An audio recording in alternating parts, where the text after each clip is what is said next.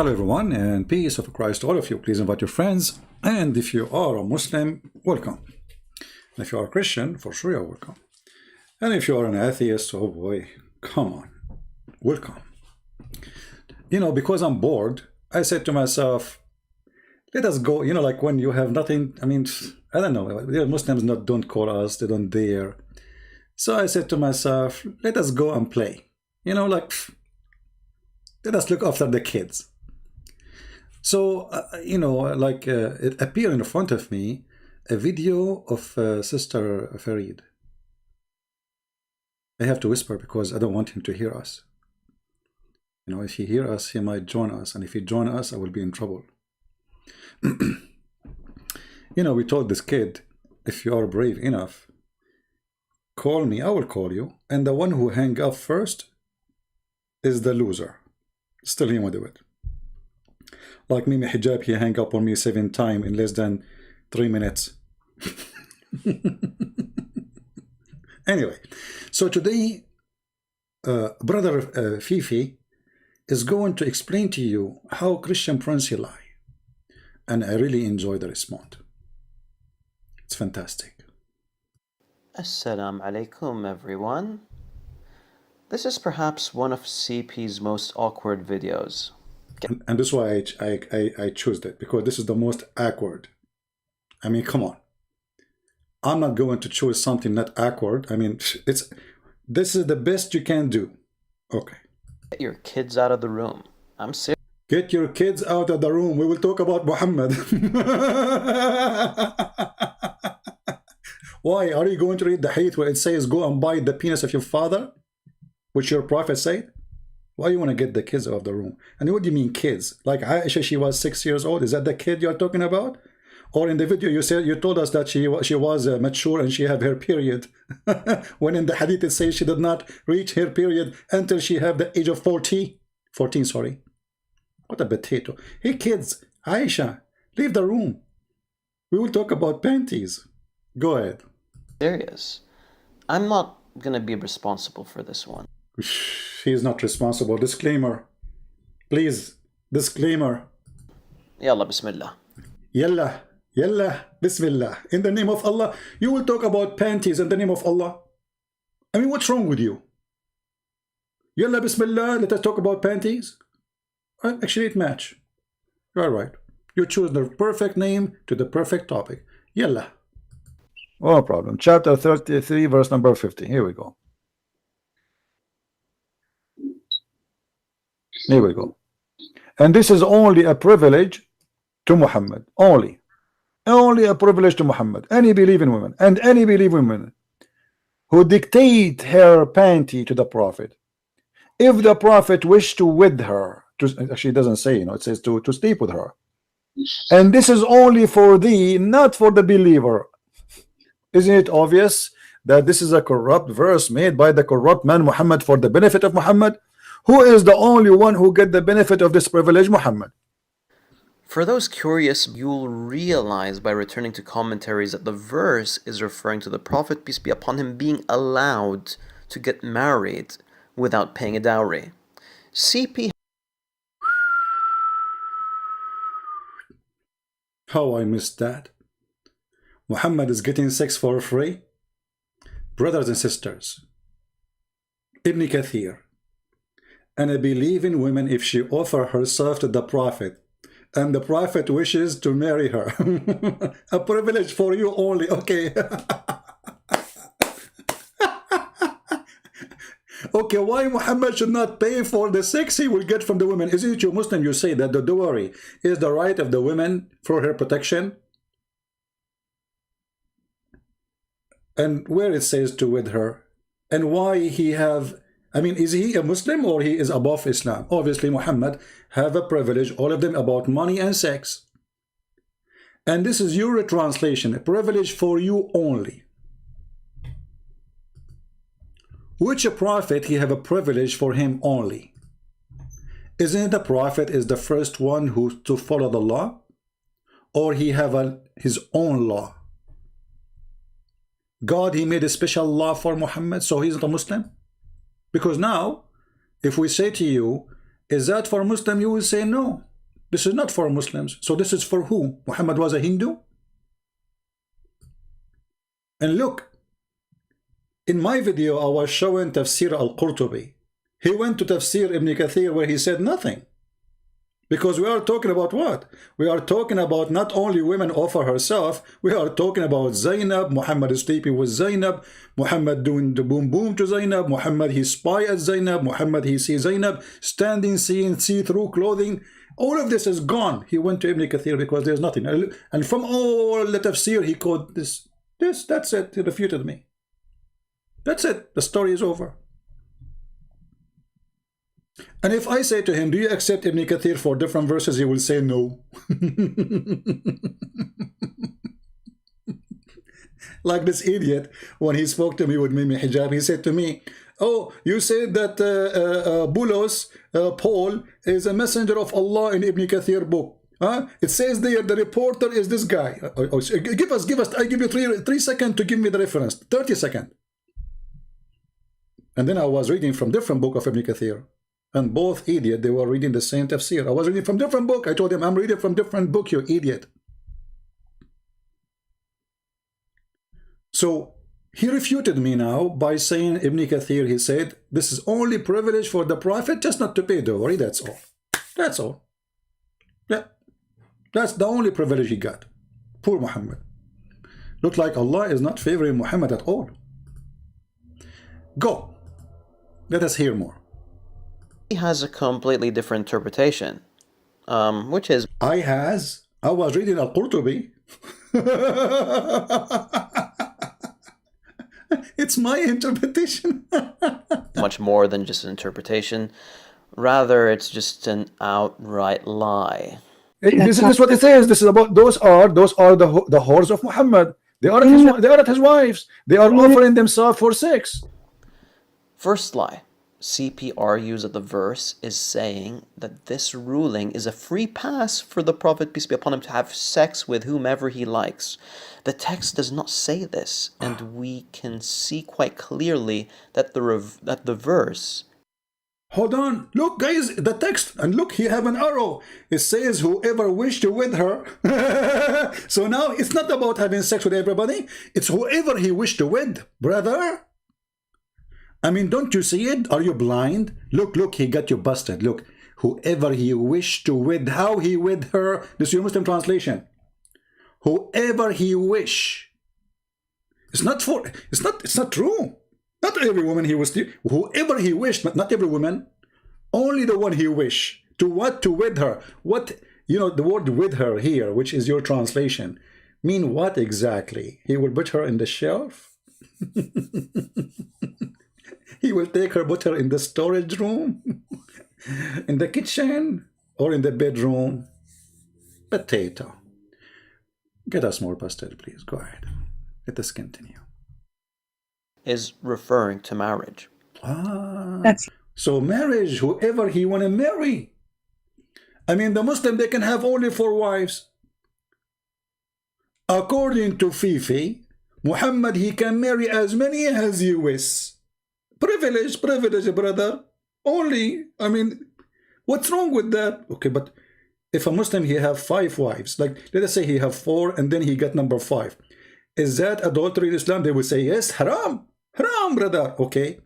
So Muhammad, wife number 5, wife number 6, wife number 7, wife number 8, wife number 9, wife number 10, wife number 12, to continue until tomorrow, are adultery. No.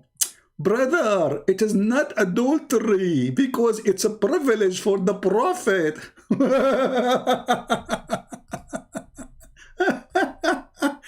Unbelievable. So the Prophet is a poor guy. I mean, come on, he have too much stress on him. And Allah give him privilege to his private part. Look, every sister Fifi, he can be one of 4 chickens, marrying 1 rooster.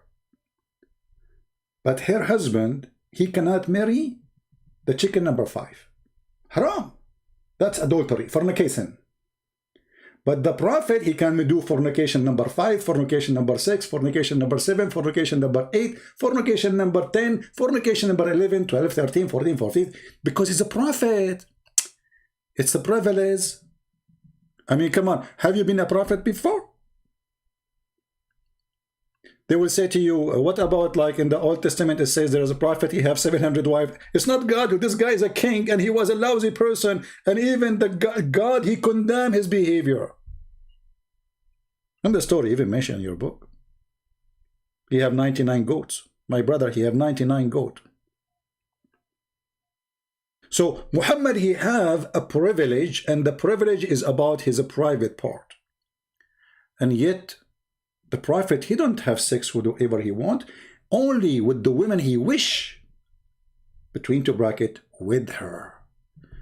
I'm convinced. And actually, I'm silenced. Continue. It's not what it says. This is what it says. Any woman, she can give herself to the prophet. And not only that, Muhammad, hold on. After that, Muhammad, he started receiving ugly women. They want to sleep with him. And Muhammad, he look at them. They are disgusting. So look what he did. He made a verse right after it. He says, thou mayst defer who, you know, the one who turn away from him, or the one who choose. So Muhammad, he can, okay, let us say you come to him, you don't like how you look like, maybe you're older. So he say, okay, this is too much, too many women, they are coming to sleep with me. So what I will do now? So he made a verse says that Allah told me I might choose and I might delay the one later. So Muhammad, he was giving himself more excuse to use and abuse women, because there's many ugly women. They start coming to Muhammad, and the reason they want to sleep with him, because if they sleep with Muhammad, they will be considered as women of Muhammad, and that means they will have a free food forever. They will have a retirement plan. They will have respect of the believers, because that's it. They are the, excuse my language, they are the bitches of Muhammad. Second lie by CP.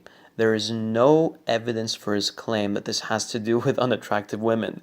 This is nothing more than an outright lie. The previous verse, verse 50, doesn't even state that it is an obligation upon him to have intercourse with every woman that Look what? It's not obligation for him.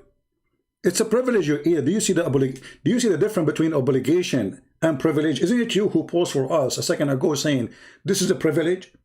How a privilege will be obligation? Idiot. So he is trying to refute me, saying that this is not obligation. For sure it's not obligation, but now he have to give an excuse why he is not accepting the offers. Let us go to the hadith so we can laugh together. The yellow pages of the Muhammadan, the laundry of Muhammad.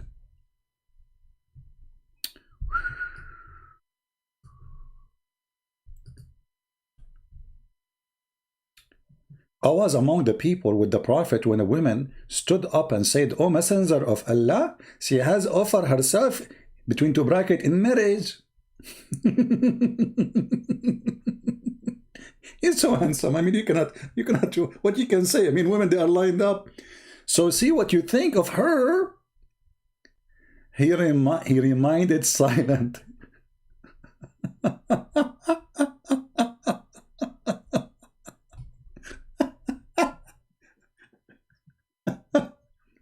He got scared, like, what is that? What I did to myself, I said, any woman, she offer herself, and those women are offering themselves. And look at this woman. This woman, she don't look like a woman, she looked like a man. And the Prophet did not give an answer. He was thinking what I would do now. I will get rid of her. Then she stood up again, and she said, O Messenger of Allah, you know, she had offered herself in marriage to you. So see, what do you think of her? And Muhammad is not answering. Obviously, he don't like her. Like what? So a man stood up and said, marry her to me, O Messenger of Allah. He said, do you have anything? Look, Muhammad want to do business. He want to get rid of the woman right away. Finally, we got somebody. Okay, do you have anything? The guy, he said, no. He said, go and look. Even if you have a ring of iron, I will just take her away. So he went and looked, and he came and he said, I could not find anything. Not even an iron ring. He said, have you memorized anything from the Quran? He said, yes, surah such and such. He said, okay, I will marry you to her in the basis of memorizing the Quran. But the woman, she offer herself to the Prophet. So is it a privilege that if a woman, she offer herself to you, you give her to someone else? Did he even ask the woman, do you like to marry him? If this is marriage. Shouldn't he ask the women? I mean, the woman, she came, she said, I want Muhammad. I'm crazy about Muhammad. Muhammad, he is sexy and you know it. And then what do you do? Because she is a bad-looking woman, obviously.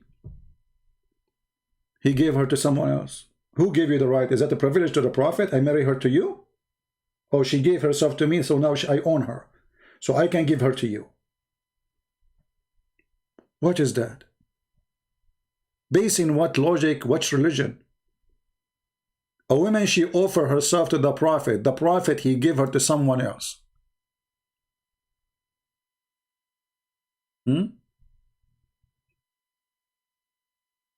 So he said, this is not true. Actually, it's the verse about the Prophet, he differ any he like, he don't like. This is just, you know, it's not obligation anyway. So why? So are you saying the verse there where it says any women, so if the Prophet, he want to differ any, there's no need for it? Are you saying, Fifi, that Allah made a mistake and he said something is not needed? That's what you said. You said, actually, in fact, it's not obligation. So what's the point of this verse?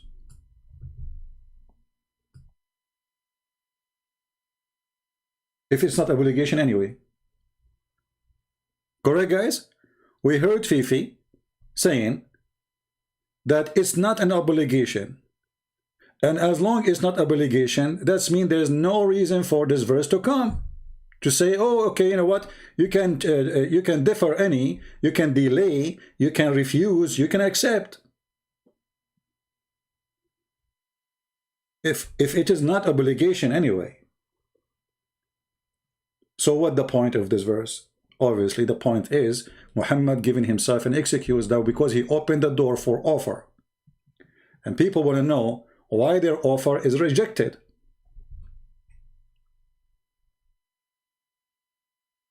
Like you go to a government and you are a good citizen like Muhammad, you only kill and rape and steal. That's only the crime you do. You're a good citizen. And then you apply for the government and they say to you, your application is rejected. Shouldn't you say, know why? So this verse here, verse number 51 in chapter 33, says, you may differ, turn off any of them away. And you can receive any who please you. This is a privilege to the Prophet. See? Obviously, Allah, he is not favoring Muhammad's sexual desire. And this is why Aisha, she said, Inni ara rabbuka yusari'u ila hawaka ya Muhammad. I see that your God, Muhammad, he rushed into your desire, Muhammad. What desire he's talking about? Sex. Aisha, she said, I was jealous. I was jealous. Jealous from what? So Muhammad, by giving those verses, he silenced the wives who start complaining. In the same time, he gave a legal reasoning for sleeping around with as many as he want, because it's a privilege. Let us go back to our sister Fifi. Peace upon her. Approaches him for verse 51 to be introduced as an alleged cop-out. Of course, I'm referring to CP's sinister interpretation. Lady, do you see what it says here? Yastankihuha. Yastankihuha is a continued verse, and you speak Arabic, don't you? Okay, so is it if continue? Is it continue? Yes or no? Am I lying? It's ing to F her. This is not to marry her. Marry, you marry only once.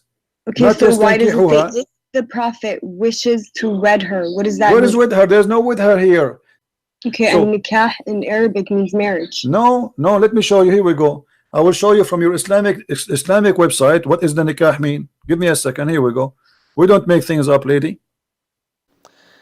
The third lie by CP is that the term yastankihuha does not mean to wed. In fact, the common usage of the term yastankih is to wed.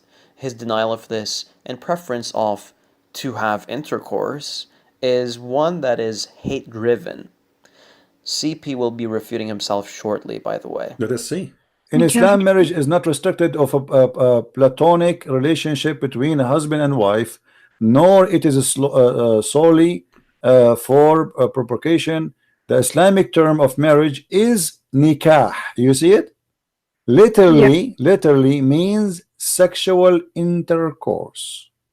So marriage is about See how the CP he refuted himself? Fifi, he said, in few seconds the CP will refute himself. How? This is the refutation. that. Are you serious? Saying I'm not saying that. It's you who's saying that. There's no marriage in Islam. You don't use the word marriage. You say the F word. We, as an Arab Christian, we use the word zawaj. You, as a Muslim, you use nikah, the F word. It's quite funny how CP seems to think that he's found something here that's useful for him. It doesn't matter if the origin of a word is Stop! The origin of the word. This is the origin, but it's the same word. What origin? And this is your Muslim website. They are not saying the origin, they are saying literally means sexual intercourse. And now Fifi, he will make a cartoon. Look at this cartoon. To refute me, cartoon. used in a way if the common usage of the term has changed. Ah, the common usage, it says, but this is your website. This is published now, 2020-21. It says the word nikah literally means sexual intercourse, not used to be, idiot. Not one upon the time used to be, idiot. It says the Islamic term of marriage nikah literally means now, means not yesterday, not the day before, not the origin, potato. And this kid, this is explain why he don't dare to call me. I'll let me call him. This is the origin, brother. CP is driven by hate. This is the origin. Where it says the origin. Anybody see the word origin? It says means, literally means. In Arabic, we have a word for marriage. It's called zawaj. Use it. Why you want to use the word which is, according to Fifi, originally mean F-U?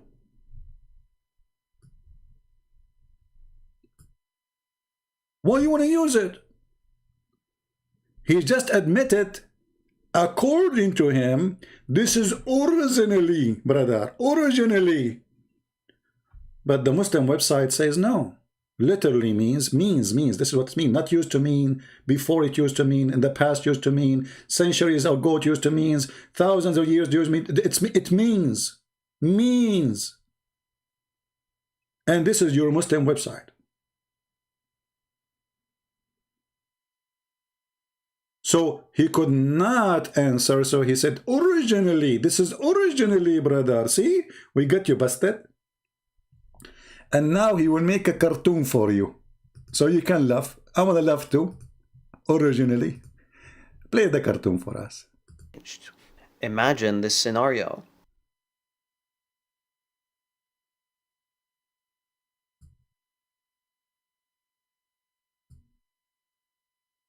A contracting company purchases a crane for $100,000. After making the purchase, the salesman pulls out a dead crane from behind the desk. The contractor says, What the heck is this? The salesman, a middle-aged, grumpy Arab Christian, responds, I am a scholar, you are a donkey. The salesman is arrested for fraud and the people rejoice. yay! The end. And There's none. and he is arrested. This is the most important part in the story. He got arrested too. You potato, you just made yourself a joke. So you are saying that your God Allah is using a word which originally mean to F you because he is short in the language.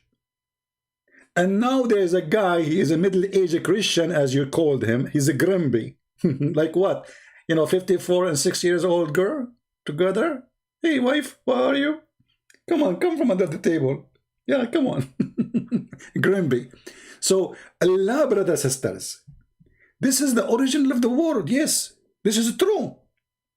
Fifi agreed. It's the origin of the word mean to if you. And the word to if you became marry you. Subhanallah. And look, in the video I asked the women why it is ing. If you want to marry, you say I want to marry, not ing. You don't do marry every 5 seconds. You know, you marry the woman once and that's it. Yes, thank you. So he is going to if her non-stop. Excuse my language. But I'm so glad about your cartoon, and obviously you did refute me. Crane, the same word crane, it can be used for the word, for a bird, and can be used for a machine. Like you idiot. The word you are using in the Quran for the marriage is zawaj. Zawaj. Let us show you something to get this potato busted. He is too little, but because I'm bored, as you see, what we can do. That's what happens when you are bored.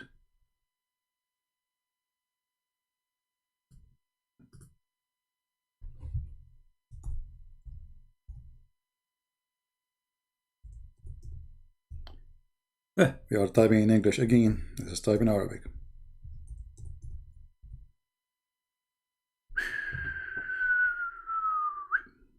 Me. Let us see how the word yankah will work for Fifi and Mimi and Sisi. This is a chapter 4. This is a chapter 4. It says the one who could not do nikah to the believing women, free believing women. You see here the word wed. This is the word nikah, supposedly. They translate it as wed. Okay. You may wed believing girl among those who your right hand possess. What? This is what it says? Let us go back a little bit. It's forbidden for you, married women, addition to your mother, your sister, your daughter. Forbidden for you. Okay. Forbidden to do what? To do nikah. Okay. It says here, وَلَا تَنْكِحُوا مَا نَكَحَ آبَاؤُكُمْ. If this is marriage, it's mean don't marry who your father married before you. Perfect. So the word here, the origin word is to if them. According to Fifi now, it's not to if them, it's to marry them. So marry not women who your father married or he slept with. Let us see. Forbidden for you, between two brackets, in marriage. Okay. Those following women. Your mother, daughter, sister, father, sister, mother, sister, etc. All of those women are forbidden for you to do nikah with them. According to Fifi, this is marriage. Let us see here. Also forbidden for you, women already are married, except whom your right hand possess. So you do nikah with married women, you marry them or you if them? They are married. Your prophet, he made a verse in the Quran saying, you can do nikah to women who they are already married. So it's already those women who they are already married, they are forbidden for you, except, do you marry a woman already married? Or you F them?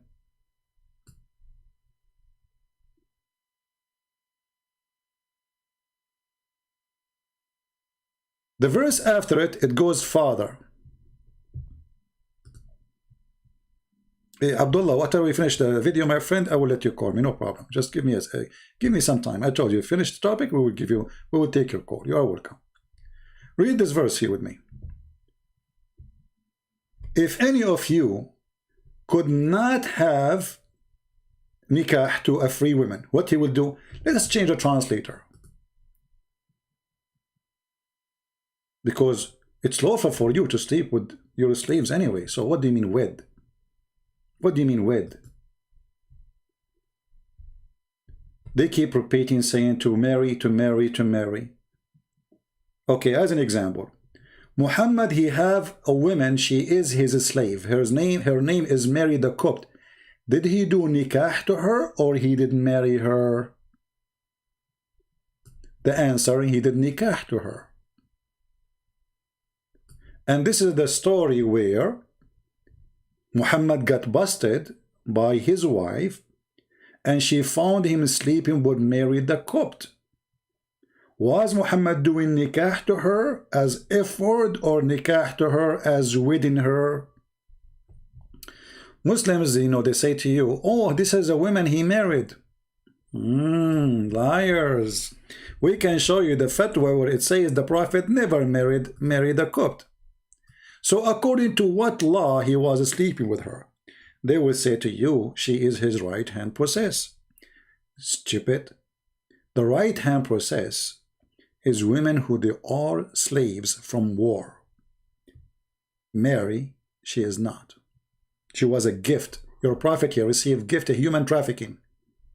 He received the gift. He opened the box, Amazon shipping. He found Mary, her cousins, the whole family shipped to him.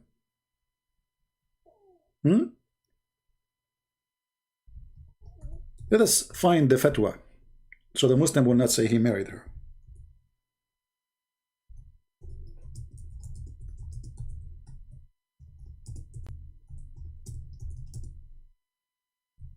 You know them.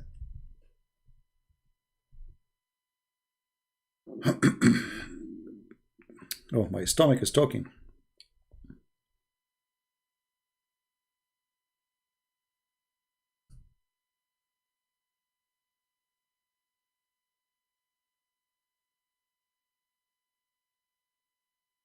Okay.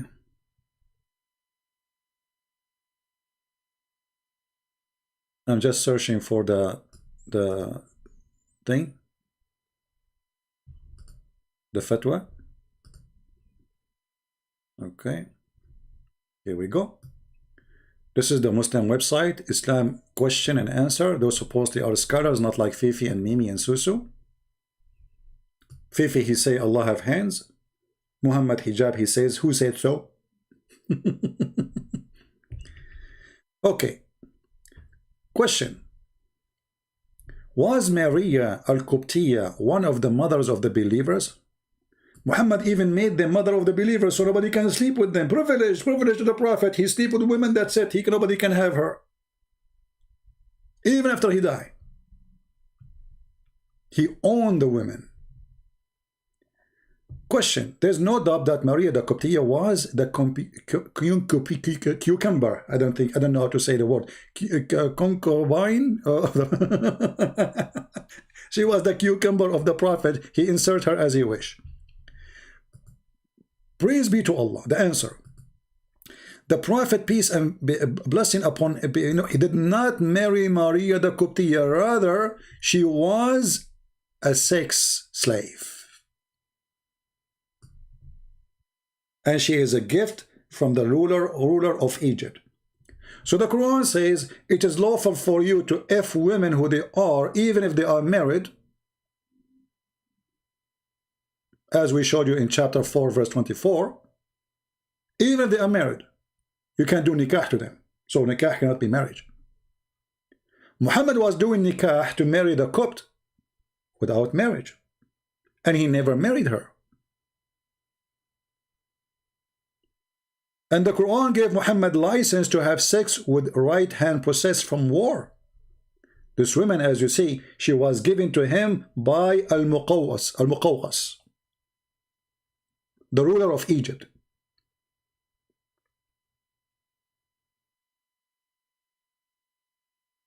And she was a Christian woman. He used to rape her every day.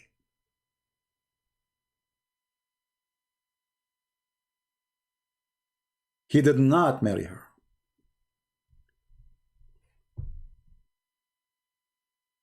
What kind of a man he is? You see, when Abraham, he wanted to have a child, and Sarah is old, and he is old, and she cannot have a child, he married his servant. He did not jump in her bed and rape her. Muhammad the rapist was raping his slaves, who they are not even from war. Not only Sophia and Juriya and endless number of women, who they are married. He slept with her, slept with them, and he raped them. Muhammad even, he go after the maid. She is a maid. She's a servant, slave, yes. But there's no license in the Quran. It says you can have sex with women who they are given to you as a gift. It's only Malakatul Yamin. You can ask, what is Malakatul Yamin? You will see they are the captive of war. What is Malikat al-Yamin? I will search in Prophet Google, peace be upon him. And right away we get the answer. IslamicCity.org. IslamicCity.org. Ask an imam. Yeah, I think this is Fifi asking the question. He says, I am a Muslim boy from Bahrain. Okay. So he's asking, what is Malakatul Yamin? What is a Malakatul Yamin? No, this is very long. I will read all of this. What is that? Give me a break. By the time I finish it, the people will be sleeping. Okay.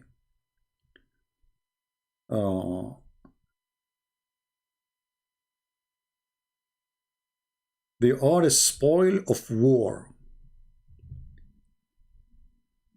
The Mujahideen took positions of slave women as them take possession of the spoil of war. Let us go to a different website. This is too much reading for nothing. Look, there's too many videos, you know? Too many videos, brother. Questions about Islam. So this is a question about Islam. Okay. Milk Yamin means here we go. Shopping with women outside of marriage. Malik Al Yamin. You know, the best way I think he got to her. Oh, this is a story here. Let us go to the Quran. Better from just looking around.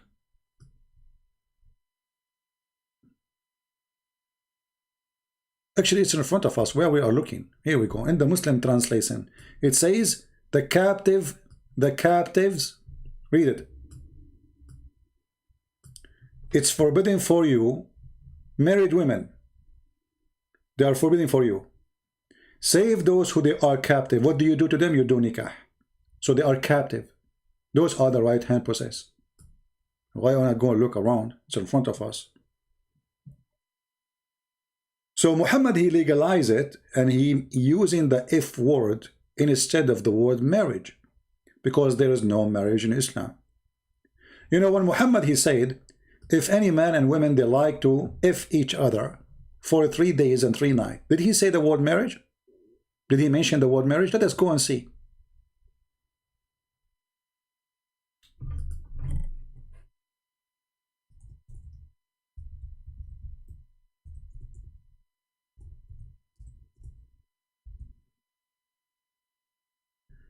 In the Muslim translation, they added the word marriage.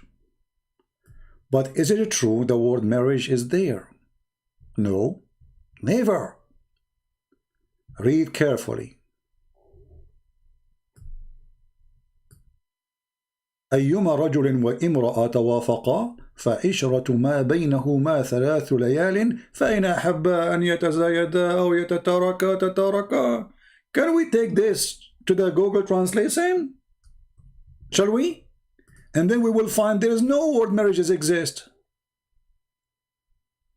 And look, the chapter name forbidden it of nikah al-mut'ah. Okay, if nikah is marriage, Fifi and Mimi, they get upset when I say sons of mut'ah. Well, if mut'ah is marriage, why you get upset? Go watch their video. They said, do he dare to say that to us face to face? So, nikahul mut'ah, then it's not marriage, obviously. So, if I say to you, nikahul, you are sons of mut'ah, obviously you did not understand it son of marriage. You understood it as son of prostitution. For this is nothing but prostitution. What is the marriage here? And now if we take this hadith and we take it to Google Translation, peace upon him, and we click at translate, in front of you the Arabic and the English, which means that both sides now will turn to be English. Translate to English. The challenge is, are we going to find here in Arabic the word marriage? Or the Muslim, they inserted it here to marry temporarily. What kind of religion this religion is, to marry temporarily? Let us click at translation. I want you to focus with me, please, in the Arabic translation, where it's going to turn into English by the magic of Google. Find me the word marriage in the Arabic translation.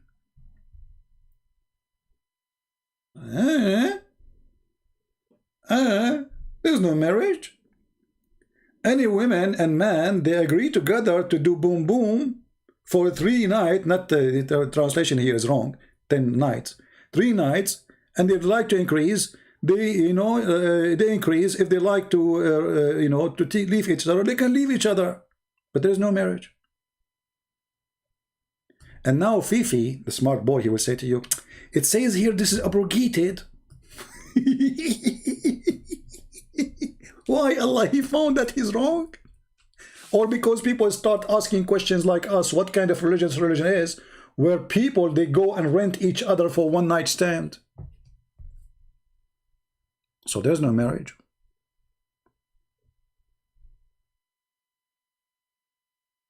This is marriage? To hire a woman to stay with you for 3 days, this is marriage. And she get paid for it.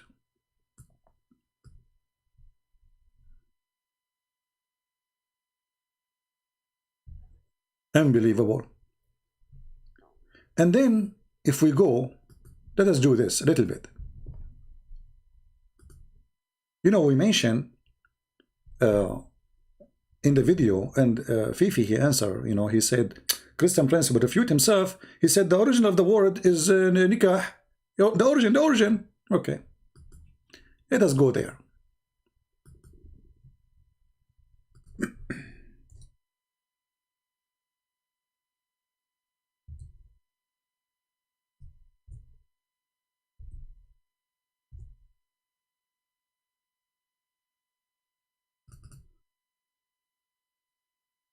Let us go there and see what is nikah. And again, we will use Muslim website, not me speaking.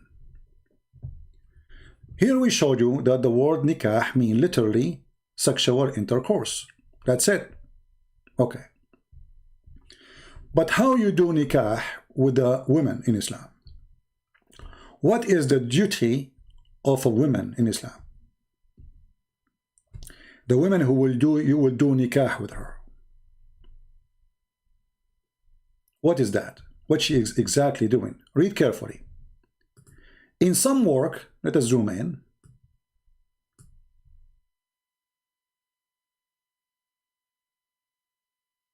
In some work, yes, this is a contract of work.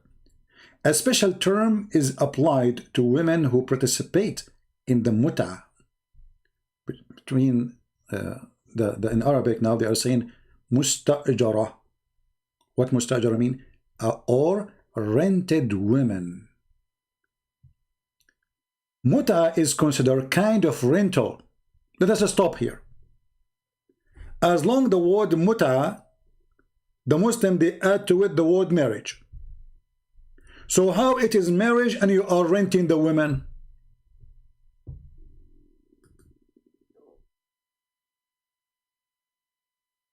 Are we following, people? How this is a marriage? Oh, the screen is off. I apologize. Okay, it's on now. It's on. So how it is marriage? Let us read carefully again from the beginning. In some work, a special term is applied to a woman who participate in muta mustajara, or rented women. Great. Fifi said the word nikah mean marriage. Nikahul muta, marriage for pleasure. I'm just replacing the word, right? The one he is using. Okay. How she is marriage for a pleasure and you are renting her?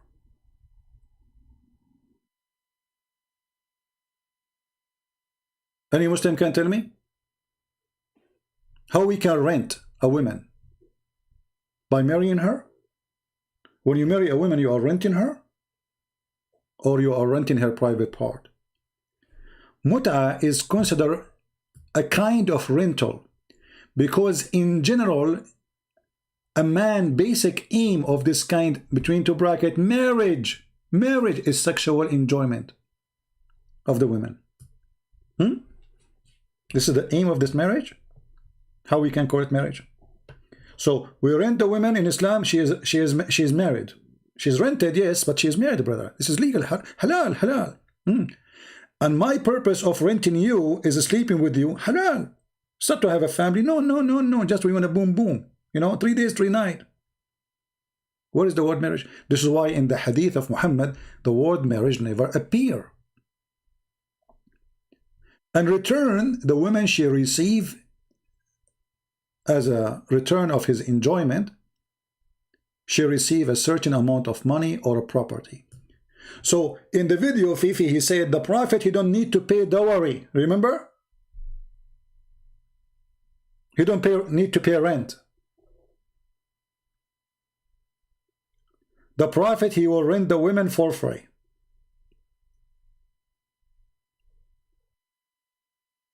Rented women?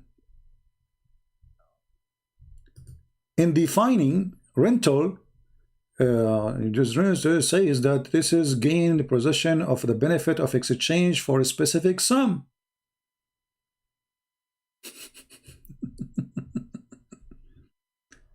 The only religion who allow you to rent their daughters. And this is a religion, and they are talking about this is not effing her, it's marrying her. Hello. What a disgusting cult. I'm not going to ask now why Muhammad, the Muslim, they say that Muhammad, he made a hadith forbidding the muta. But the muta is a Quran. How you can forbid the Quran by Muhammad's statement?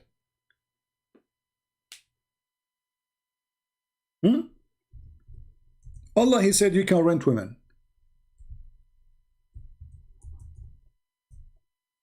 Muhammad later, he changed his mind. And he said, don't do it no more. Actually, there's very strong hadith saying that the Prophet of Allah and his followers, they practice muta. Even after Muhammad's death, they continue.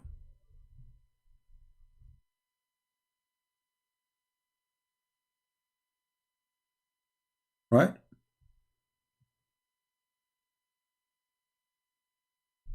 Let me try to find you the hadith.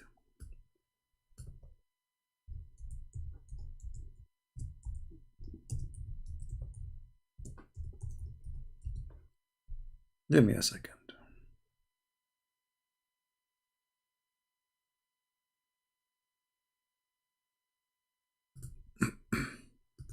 And don't worry, I will show you the screen again. Let me find the reference.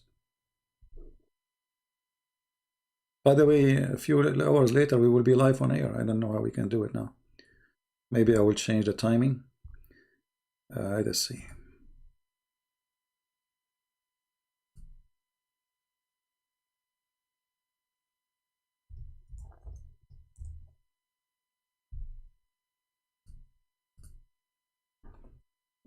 All right. This is Sahih Hadith. This is Sahih Muslim. The book of effing, not marriage. You see, they say the book of marriage. As you see, this is muta. What marriage? You rent a woman, this is marriage? All right. So here it says, Ibn Jurayj reported, and now Fifi will say, Ibn Jurayj is a liar. He's a very well-known liar. All the companions of the Prophet are liars. And even the one who came after the Prophet, we are liars. The Muslims, they lie a lot of lies about the Prophet, because we Muslims, we cannot trust them. Anything the Muslims, they say to you negative about the Prophet, they are not really, those are liars. Ati reported from Ibn Jurayj, Ata, he said, Abdullah came to perform Umrah, blah, blah, blah, blah, blah, blah, blah, blah, blah, blah, okay, and says, and then we did mut'ah. He mentioned the temporary marriage. This is your translation. Whereupon he said, yes, we had been benefiting ourselves by temporary marriage during the lifetime of Muhammad and during the time of Abu Bakr and Umar. So this is after Muhammad he died. Abu Bakr, he became a caliphate. Umar became a caliphate, and the Muslims still practicing renting women. So what happened? And this is Sahih Muslim. And let us put it for you on the screen. I know you are complaining. Again.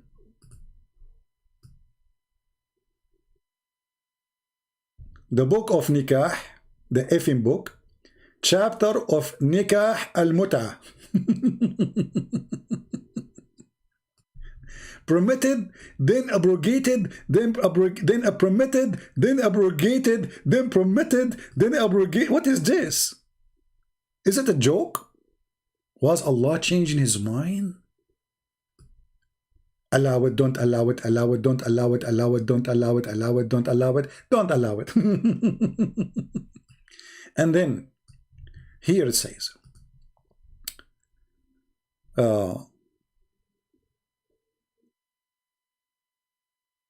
they are asking him about the nikah al-mut'ah, which means to F a woman by renting her. He said, yes, yes, we did it. Yes, we had been benefiting ourselves by this effing temporary contract during the lifetime of the Prophet and during the lifetime of Abu Bakr and during the lifetime of Umar. So how the Muslim Sunni, they say, and this is Sunni book, that renting women, effing women as rental is abrogated. Very weird, stupid cult. They do as they wish. Whoever controlled the chair, he do as he wish. Egypt was Shia, overnight became Sunni. Why? We changed the caliphate.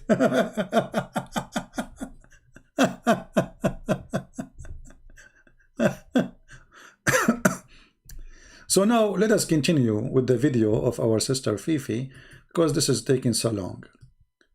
But it's fun, isn't it? You know what we would do. We are having fun. Okay. He slept with many women, but there's none of them became his wife because it was just for fun. Fourth lie. I don't even need to comment on this. This is a baseless claim by CP. You are, let us say you are walking. I'm not insulting you, by the way. Don't take it as personal. Let us say you are walking in front of Muhammad and he saw you, he liked you. According to Islam, if his eyes fail onto you, which means he saw you, he like you, your husband, he have to divorce you immediately so Muhammad can sleep with you. قال ابن العربي. Let us see what قال ابن العربي. deep in the Quran. This is Quran interpretation for that verse. Read. You know Arabic, that will make it a lot easier for me. Do you see in front of you on the screen the Arabic? A challenge to Sister Fifi to read the 16 privilege of a Prophet Muhammad in the book of Al-Qurtubi. Instead, he opened for us Tafsir Ibn Kathir. We did not even open. You know, when you refute somebody, shouldn't you even read at the same page he's reading from? No, we opened a different book. Have nothing to do with the topic.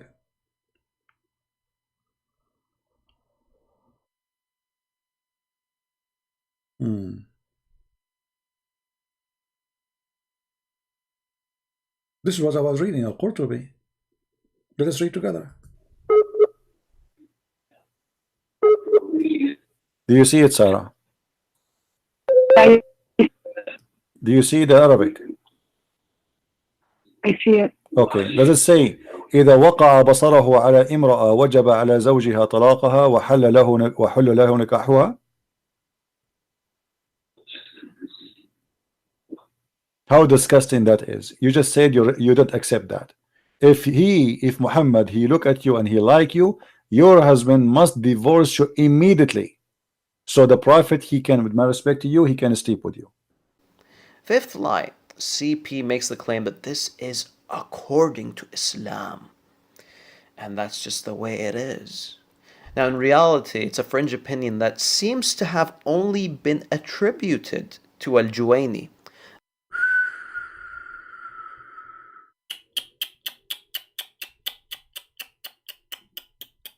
And look, he highlighted in this box.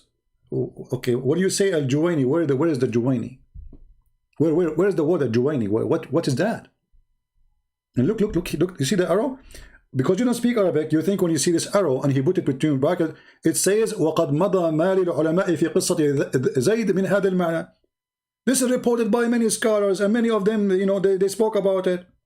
So you are putting for me the bracket there for what? They don't know Arabic. We say whatever we want. The source that CP provides is Ibn al-Arabi, who actually points readers to a previous section in his commentary where he actually refutes this report and points out that it's weak. Potato. In this bracket you showed me in the screen, it's refuted? You coward potato? Where? Let me draw a blue line in the top of your line. I want this coward, the one who don't dare to call me, neither to let me call him, to tell me where here he refuted that. Coward, read, you idiot.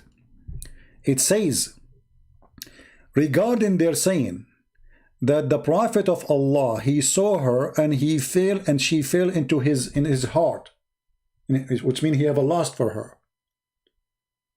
That is not accepted. Fabatil, you stupid idiot. Where is the refutation? He's talking about when he saw her, he fell into her. Where he spoke here about if he see a woman, the husband have to divorce her so that Muhammad can have her immediately. So the coward, he showed the page, and this is why you will see how fast this page will disappear in the video. He put it like for a few seconds. If I click right now, it's going to go. Disappear right away. He put it for a second. What this guy is saying here, that the statement that when the Prophet, he saw her, he fell into her, he says, well, how that can be if she grow around and he saw her many times, so how come this is the time his heart fell for her? And now when she have a husband, he fall for her?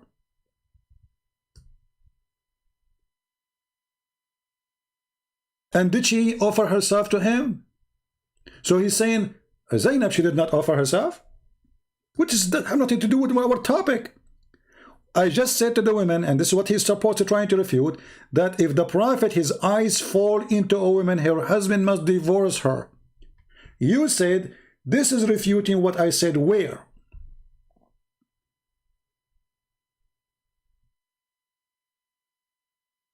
Coward. And now if we take it off,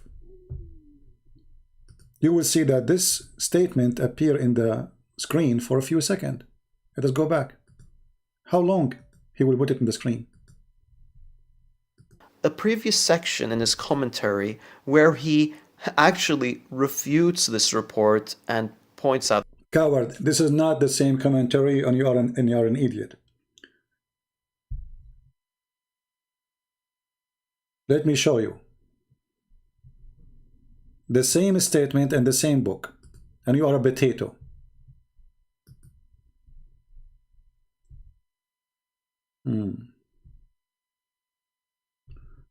Give me a second, let us find. This is what he was quoting. I will put it in Google translation so everybody will see that this guy is a potato. He don't know what he's talking about, and because he's a potato, he is quoting something have nothing to do at all with the topic.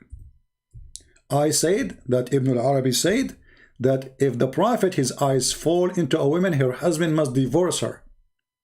He said this is refuted here. Let us open the screen for you. All right. Fatwa number 47954.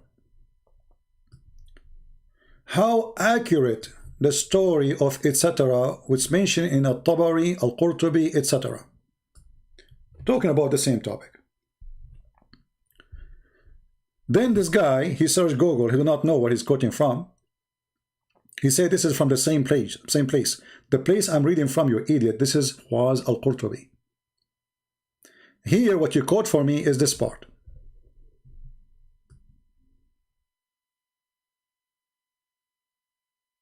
Until here, this is what appears in the screen.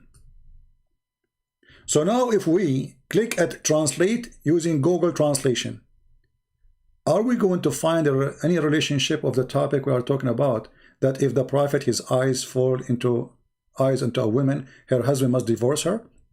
Or here he's talking that when he saw her, the statement when they say in the tafsir, that when the prophet, he saw the women, which is Zainab, he liked her. She entered his heart. That statement is batil, can't be accepted, because he was with her all the time. And at that time there is no hijab, which means she is in front of him wearing no hijab, so he can see how beautiful she is. So how she grew up with him, and he grew up around her, or they are living around, and he did not notice her every hour. And he did not fall in love with her until she have a zawj, until she have a husband. So this guy is trying to refute a logic, but he's not refuting the story, because he is just trying to say, but this is not right. Let us use Google translation and show you how this guy he lied, by saying that this is refuting by the same guy. It says the narration are not corrected about what? Imam Ibn al-Arabi Malik, he said, as if they are saying that the prophet, Allah pray on him, not for him, he saw her and she fell in his heart. Then it's a void. If only her husband has a gift. The translation is really stupid here. So, I mean, Fifi, he knew Arabic, and he knew I'm not lying. In front of you it says. So, they live together, they are around each other, and then how come now he noticed her that she is pretty? But Ibn al-Arabi is the same person who is saying, if the prophet have 16 privilege, potato. Let us go here. And this is why you don't want to open the page and read for us. Ibn al-Arabi himself saying the following: وأما ما أحل له صلى الله عليه وسلم فجملته 16. And what is made lawful for the Prophet, which is a privilege, 16 things. I will use Google Translation. This is Ibn al-Arabi talking.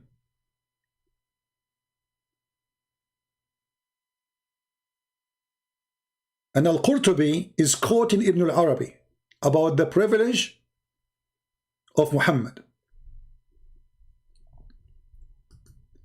Now, if Al-Qurtubi is a stupid and he is a scholar, so you Muslim, you call him a scholar for what reason?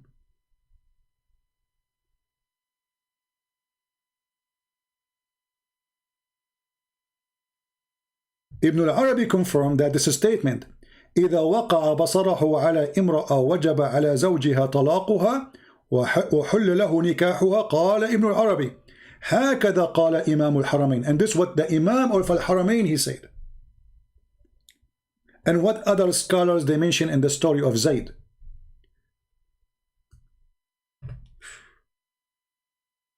And this is a refutation supposedly.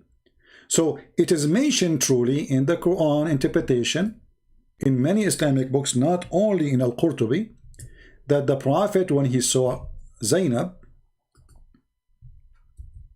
he have a privilege. And this is why now they are counting for us the privilege of Muhammad.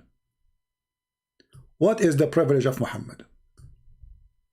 There are 16 privilege.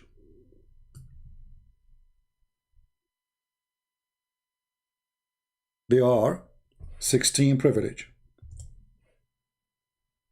Let us find them.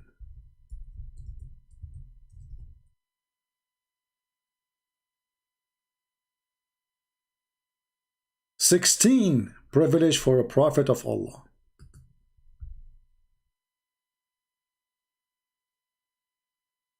What are they, the 16 privilege?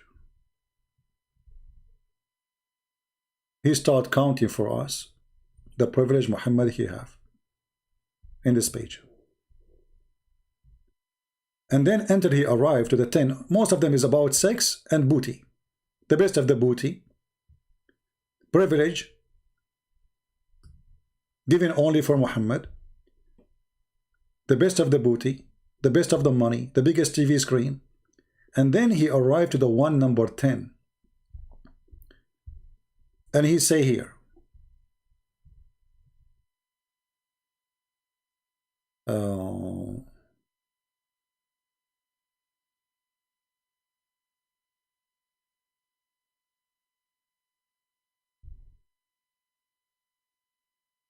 actually here he continue with more numbers, more than 16. Here he says,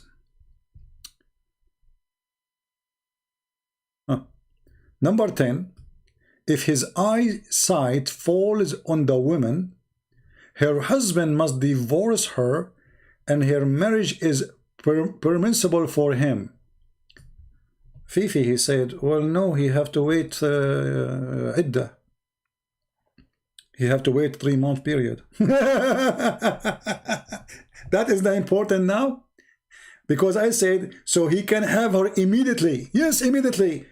Waiting for the iddah will not change the fact that she is his. That's it. The guy, the husband, he must divorce the wife for who? For Muhammad.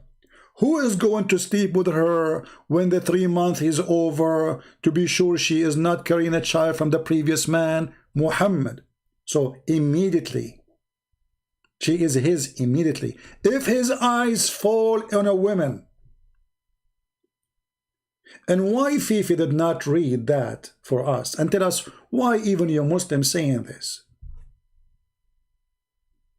Instead, he quote for us saying that it doesn't make sense that the Prophet, he saw her and he fell into her because she was around. This is what Ibn Arabi was saying in the quotation Fifi was saying. He did not deny that Muhammad have a privilege.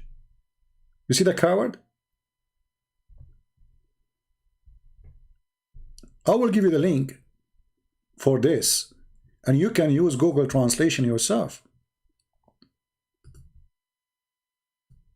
You do not need to speak Arabic.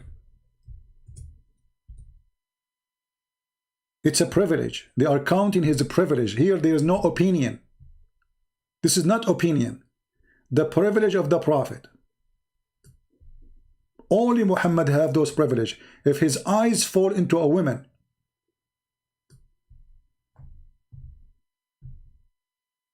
why Muhammad, if his eyes fall into a woman, the husband must divorce the woman immediately? No comment.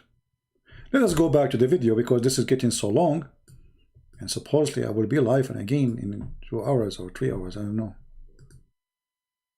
And now you will see how fast he take off this refutation from the screen. He take it off in a second. A previous section in his commentary where he actually refutes this report and points out that it's weak. This is the interpretation for the Quran. It's See how fast he put it in the screen? He took it right away, you know, fast. And he is showing us, why you don't use Google translation like I did, so everybody can see what you are reading. Does it say it's not accepted that if his eyes fall into her? Or he is saying it does not make sense that the women she was growing around him, she have no hijab and she was walking around and now he saw her. But Ibn al-Arabi, he ignored the fact that Muhammad, he saw her because she was wearing certain kind of a clothing. Not only she was around. There's a huge difference. There's a woman, she dressed always outside. I see her, I say hello to her. And one day you see her almost naked. And then Muhammad, his private part move. And this is what the tafsir is saying. So Ibn al-Arabi was saying, it does not make sense. She's around him all the time, so he saw her. Now he like her when she have a husband? Has a fasid. That's bad. He don't accept that to the Prophet. But this is what the story is saying. And the story is saying too, that she was mutafaddila. She was almost wearing nothing. Let us go back. Maybe we need to use Google Translation again. Let us go back.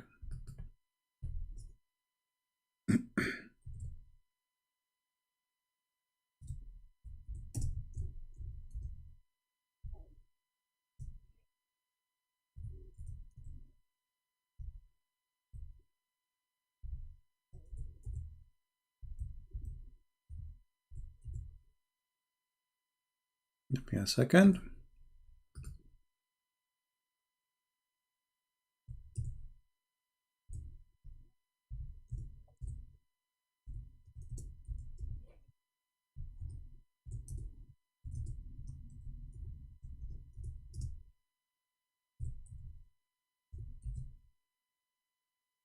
All right.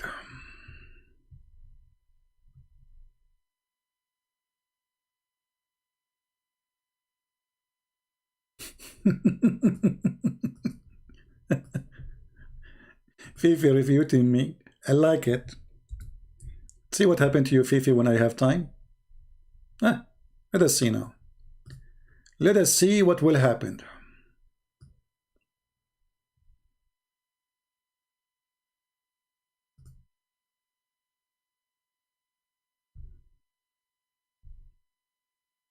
Give us a second. A moment. And everybody will laugh.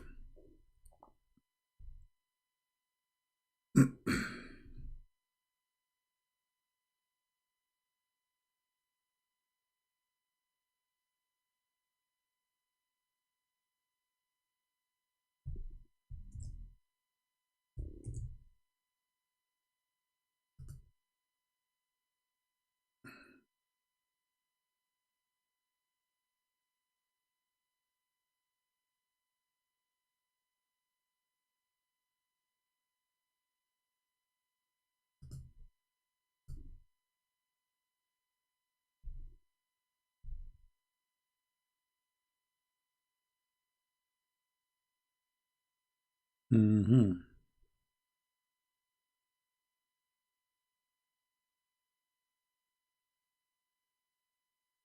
I have the hadith in front of me, but I want to find an authentic website. So then I say, oh, this is just, you know. Okay.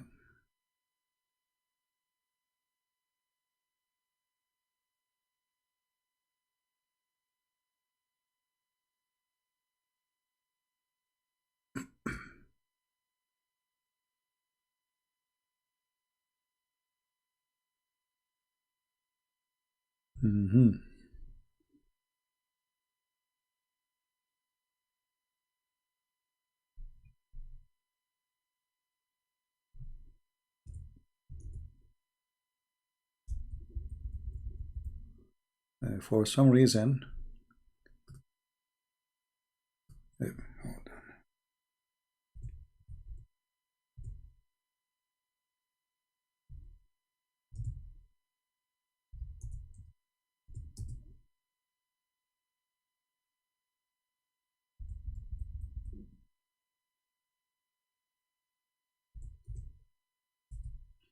See, because, you know, we do not need to prepare for our what we do here, what we say. You know, you need to find the reference, so people will not say he is making things up. Here we go.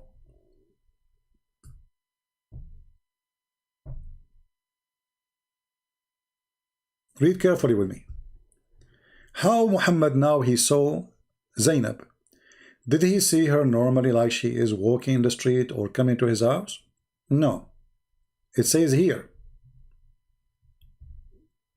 وقيل إن الله بعث ريحا فرفعت الستر وزينب متفضلة في منزلها فرأى زينب فوقعت في نفسه. So Ibn al-Arabi, the idiot, he says this doesn't make sense. Muhammad always he saw the women. So how now he love her, or he have a lust for her to sleep with her when she have a husband? But he ignored the fact that Muhammad, he saw her now almost naked. Let us use Google translation. And again, if you want to find this, you have to go in the page, like let us say maybe 30 lines, you know, in the page. Like in the second part, let's say there's first part, second part, and here there's a dot, and then this is the part here. So it is Google translation. You can search, when you use Google,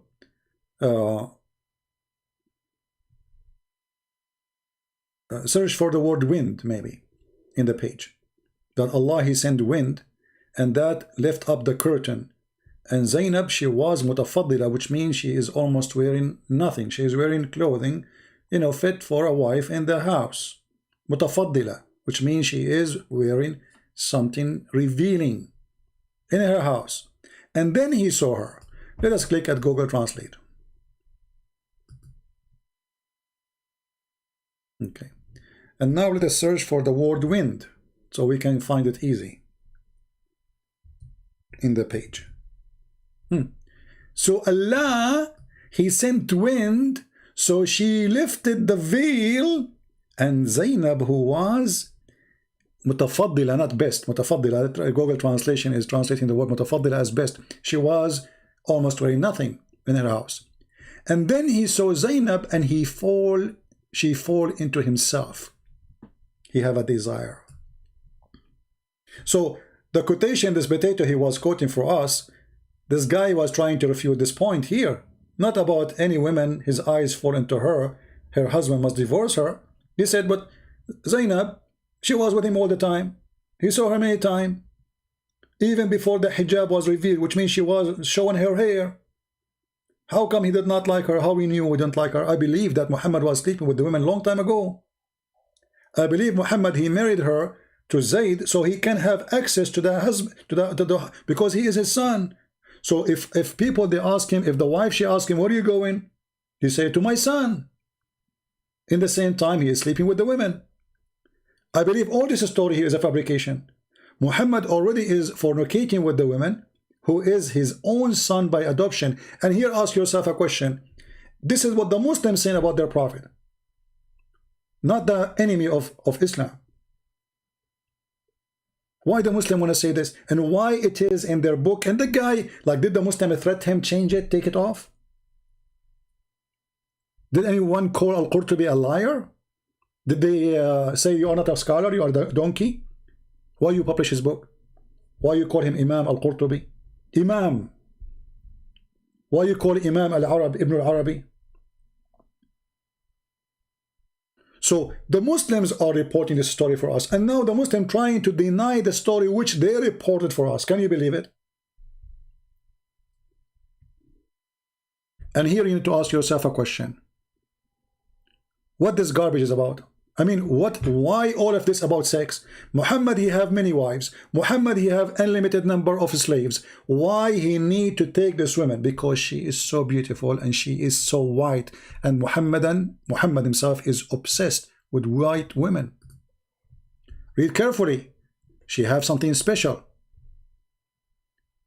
Zainab, the Prophet once come to Zayd, which means the house of Zayd, asking for him. Okay, so he saw Zainab standing, and she was a beautiful white jasima, which means she was big. You know, in the old tradition of the Arab, if the woman is skinny, that means she is not healthy. Nobody will marry her, and nobody would like to have her as a wife, because obviously she is not healthy. This is their tradition. So the bigger she is, the hotter she is. Yummy, yummy. So she is so big and so white. And Muhammad, he saw her, and she was the most perfect woman of Quraysh in her beauty. So there is something special. Muhammad is following his lust. Muhammad already have wives. What we will do with the wives he have? Why he need more? Give me a reason. The Muslim, they can have up to 4 wives. Muhammad already passed that number a long time ago. Why he need this woman? She's white. She's massive. She have big boob. And you know, big boobs in Islam is so important. Even Allah in the Quran, he promised Muslims when they go to the heaven, they will have women with big boobs. Which is additional proof that Allah must be God. Because who is going to promise us big boobs save Allah? Only Allah can promise such a promise. Only good gods can promise such a promise. Bad gods will promise you women with small boobs. And then what do? You send them to Thailand to have a surgery? Think about it. So Allah in the Quran, he described for us the heaven. He says, okay, you will be sitting in your reclining in your couch, okay, and now you have a grape, and then they will give you a wine mixed with zanjabil, which means ginger, and then women with big boobs. I don't know even how to say the word. Let me read it. Now Fifi will make fun of my English. Follow potatoes. Batatas. Batatas. This is big potatoes. This is big potatoes. Allah, he promise you women with big potatoes. Hey women, how is your potatoes doing? Big potatoes. We do not need you no more. I will convert to Islam, and then I will go and get big potatoes. What do you think? Huge one. Potatoes. Look, it says there, follow potatoes, you know, something like that, you know. What is it? And supposedly they are refuting us. I mean, like, we got them busted. I mean, like, silence. That's it. That it. Christian Prince is silence. We refuted him. Lie number what?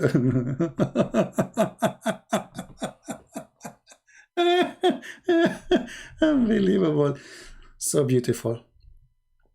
Let us finish this video because it's getting more hilarious at the end. Oh boy. The god of boobs.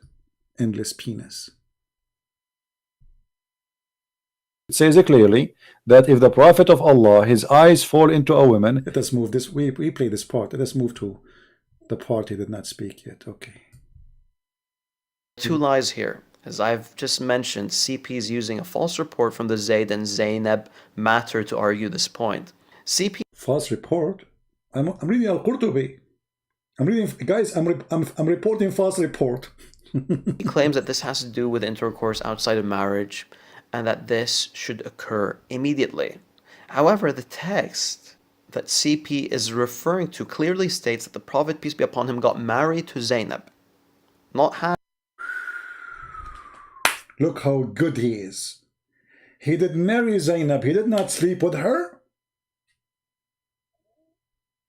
There's a huge difference. Look at the good guy. He go to his son's house. He flirt with the wife and he said to her, praise be to Allah, the one who made my heart to flip for you. And look how decent he is. He married her. Can you be more decent than Prophet of Allah? You go to your son and the wife is there alone. And then you flirt with the wife. And you say to her with loud voice, my heart flip for you.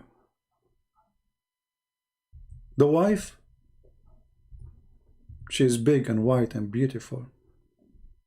She start melting right away. The wife actually, the second she heard Muhammad saying such a thing,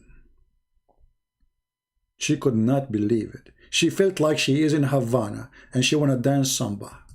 The Prophet flirt with me? The Prophet? I cannot believe it. He's decent. He's a good man. He flirts only with married women. Let us dance samba. My heart, he felt for you. Zainab, you're big and beautiful. Alhamdulillah. Take a beer. You can do that except Muhammad. Great, wonderful man. And look how decent this woman Zainab.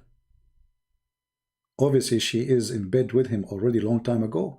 When her husband, he come, she told the husband that your father was here and he said this. Imagine how painful it is that a wife, she say to her husband, your father, he was here and he said that he fall into me. And you are a poor son by adoption. The poor kid, he went to Muhammad immediately. And he said to him, please give me permission to divorce her. Even divorce, he don't have a permission to divorce by himself. You see, guys, the husband cannot even divorce the women unless Muhammad say do so. You see how much he controlled them? What kind of a man you are? You need somebody else's permission. And then he said to him, this woman, she is hurting me with her mouth. Well, that's mean Zainab, she is a bad woman. So why Muhammad want to have her? Exactly, this is the reason, because she's a bad woman. He don't want a good woman.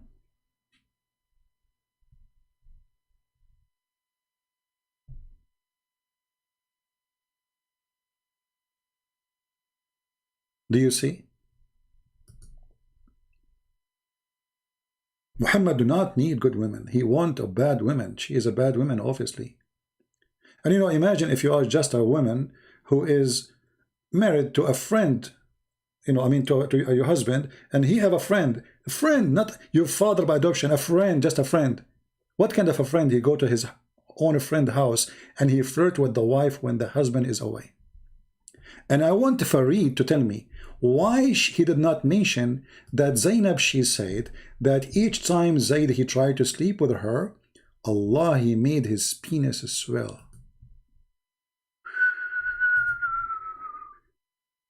Fifi, I want you to put a picture of a penis which is swelling on the screen.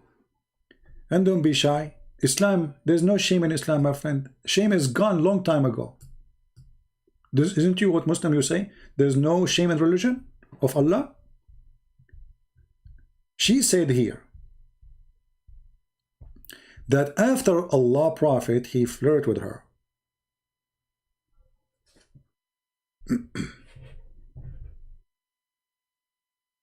Let us go and see where it says each time he want to have sexual relationship with her. Give me a second. I mean, and you people, you say the Prophet, he don't have miracles? Liars. Let me show you this miracle. The penis is swelling miracle.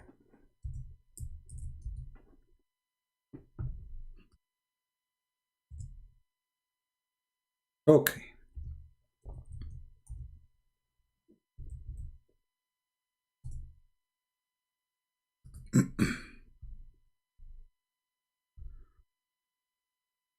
I'm trying to find the story.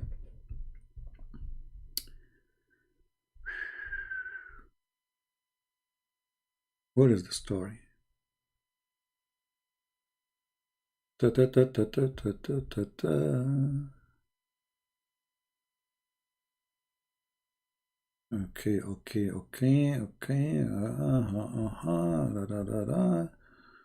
All right. Da, da, da, na, na, na, na, na, na, na, na, na, na, na. Okay. Da, da, da, da, da, da, da. What happened here? Hold on. This. Okay. Hold on.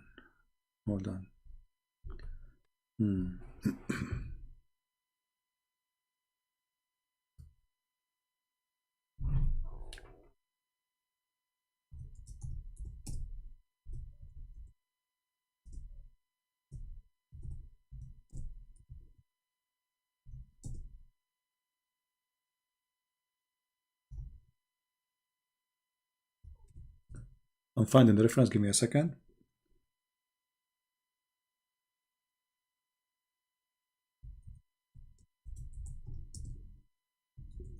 I will show you a miracle which no other religion and no prophet have such a miracle like this.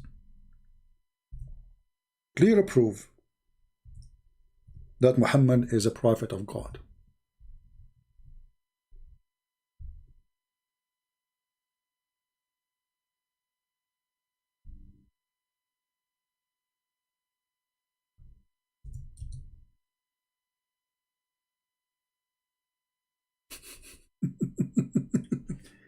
Guys, I'm looking for the reference and you will not believe what I found. I mean, Islamic religion is the most awkward, stupid religion ever. Look at this.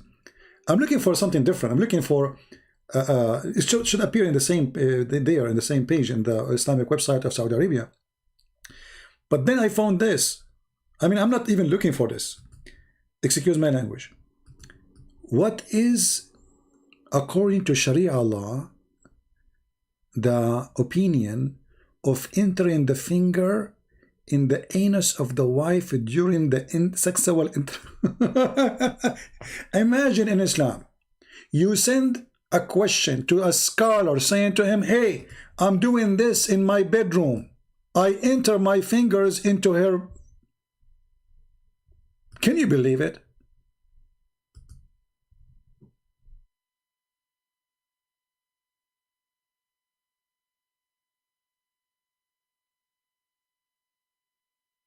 The translation, it says, cannot be translated. Why it's coming like this? Unable to connect to the shared server.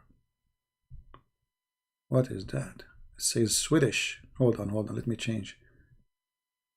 For some reason it says choose it as a Swedish. Google is confused. I think this is a Swedish language.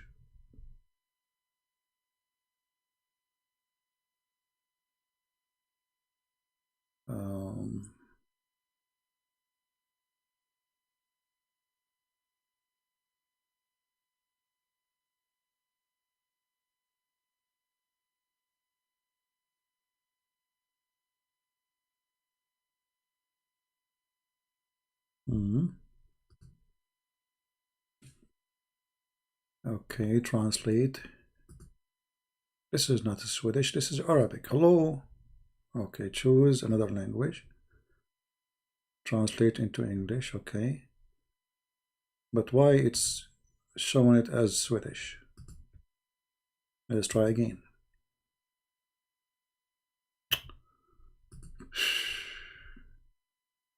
Choose another language. Arabic.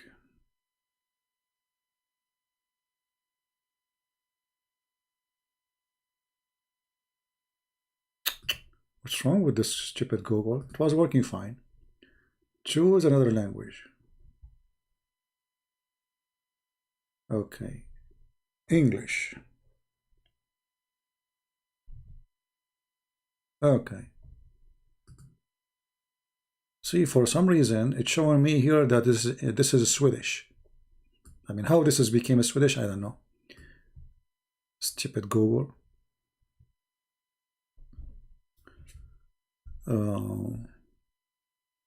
This is why translation is coming.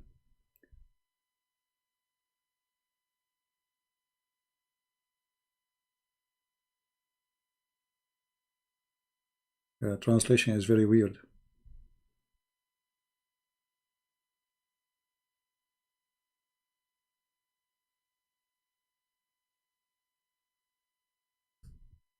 It's hard to get rid of a glitter. What is that? I don't know. But anyway, this is what the question is saying. Now let us go back to the reference we are looking for.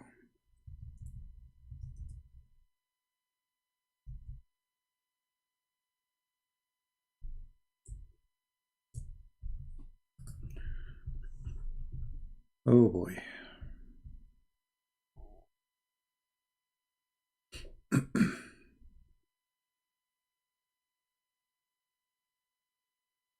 Okay, where it is. Give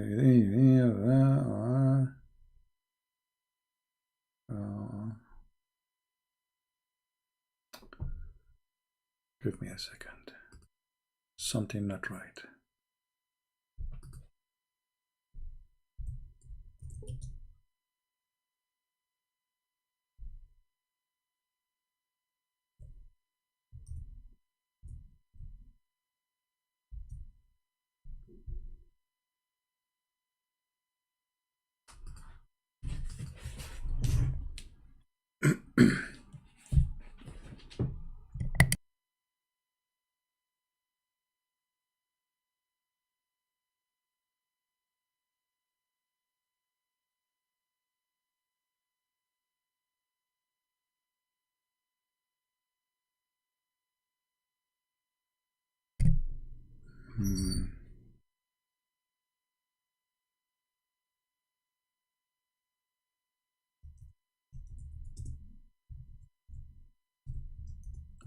You know, I will not say something without showing the proof.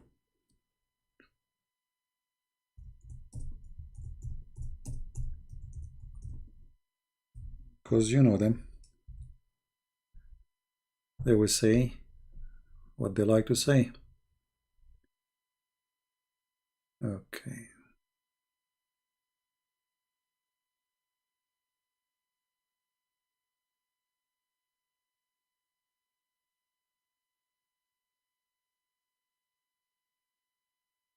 For some reason, I don't see it here in this page. It should appear in the same page. But there is something.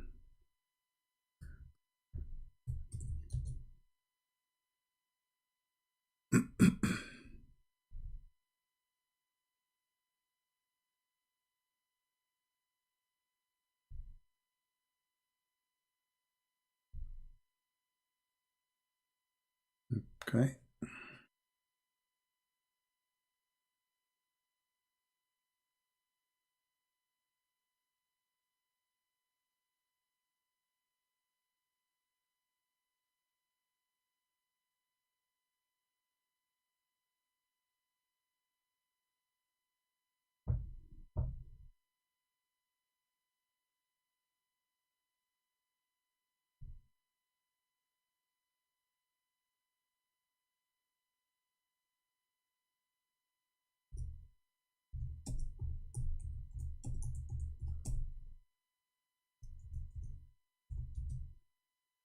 We will find it.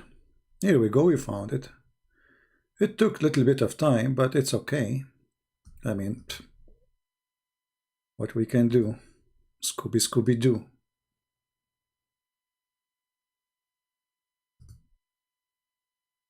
And the website is not opening. The circle of death. Let us try a different website. Hold on. All right. You know, I was trying to get in the official government website of Saudi Arabia, but it did not open. So now we have to switch. I had to switch to the government website of Jordan. And here it says, and I will post the link for you. Give me a second. Let me post it for you first.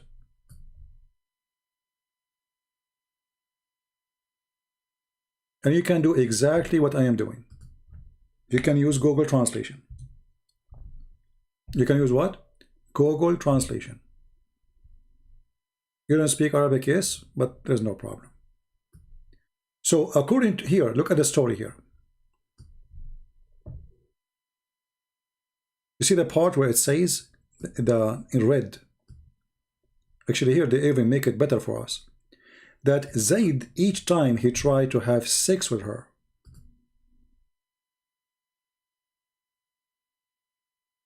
Allah, he made the penis of Zayd swell.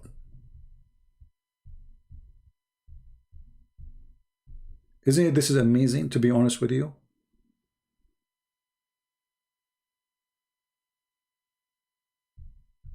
That now because the Prophet, he wanted this woman who is married to this man, and because he flirted with her, since he flirted with her, the man, he cannot sleep with her. Allah bite his penis. Let us use Google Translation so the Muslim will not say we are making things up. And this is Tafsir al-Qurtubi, and I don't know why I cannot find it in that page there, the page in the official Islamic website of Saudi Arabia. So if we use the same website, the same book,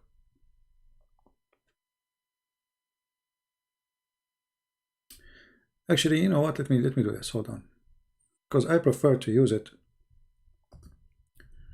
because this is appearing in different verse. Hold on. We have to go to verse number 37 and try to find it there. I mean, yeah, verse number 37. Let us see.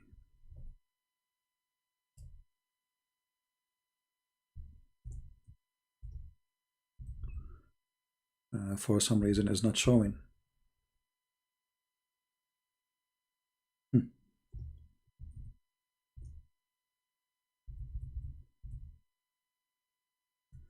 Well, still we can use the, you know, I mean, this is official government website too of Jordan, so it doesn't matter, really, we can use it.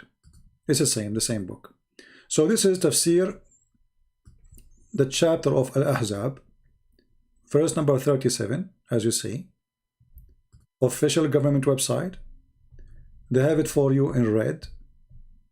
All what you need to do, click Google Translation, translate to English. And let us see what the translation will say. Zayd gets swollen. This is Google Translation, but they are talking about his penis. He gets swollen, his penis, each time he wanted to have sex with her. Is it amazing?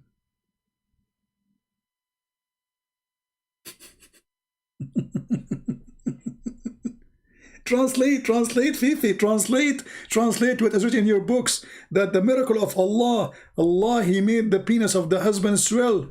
Alhamdulillah. Alhamdulillah, brother. Who can come with such a miracle beside Allah Prophet? The wife, she's, and look how good she is, this woman.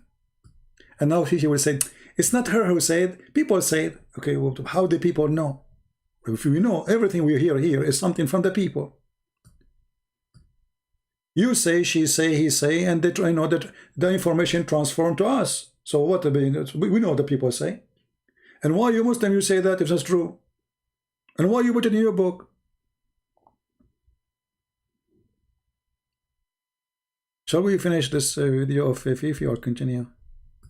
He's too small, but he's so cute. But what we can do?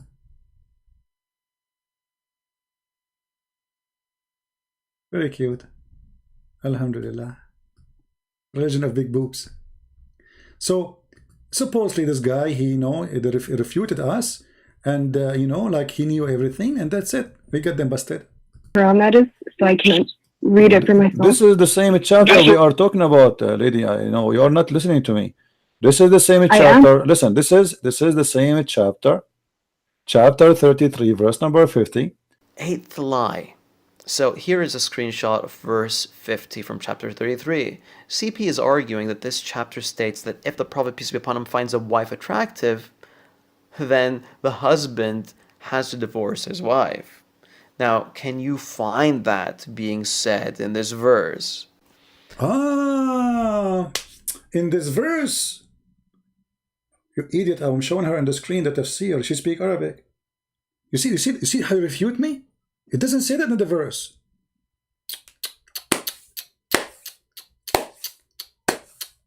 That's it. What a bomb. In fact, you donkey, it says that in the verse. Let us go back to the verse so we can laugh. Allah is saying to Muhammad, you hypocrite, coward, liar. Why you say to the husband, don't divorce your wife when you like her? And I told you you will have her.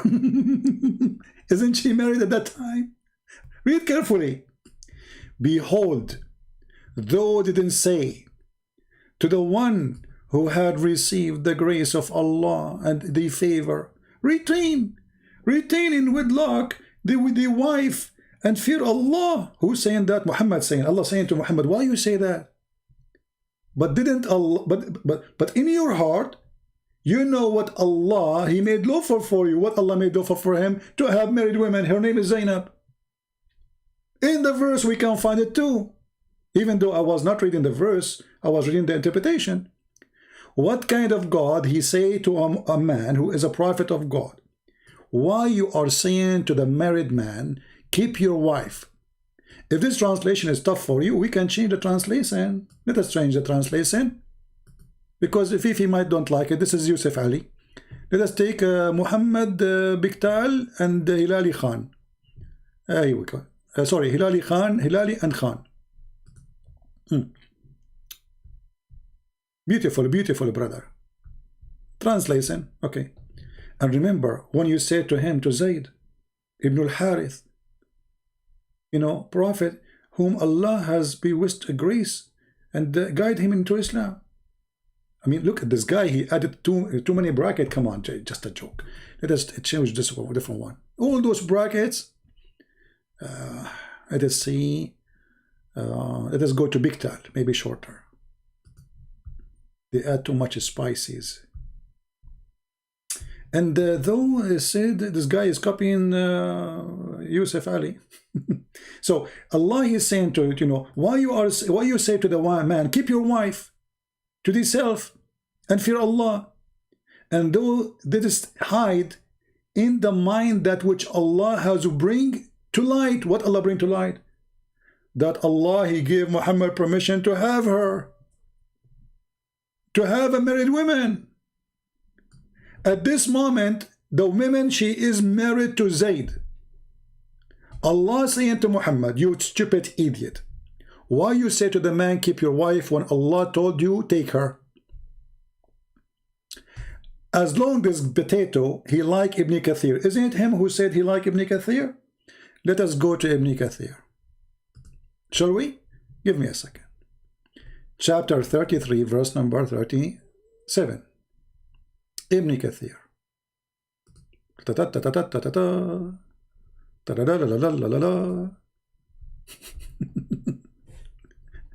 Remember, this is your favorite choice. You are the one who chose Ibn Kathir, so don't tell me you don't like him now.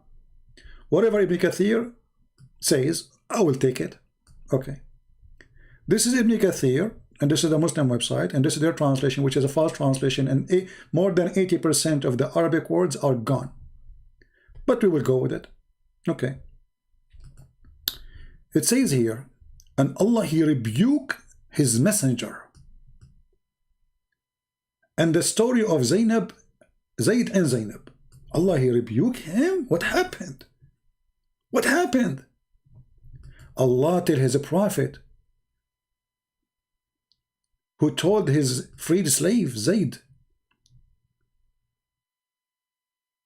who was one of whom Allah bestowed grace on him. Okay, what he told him? Read carefully.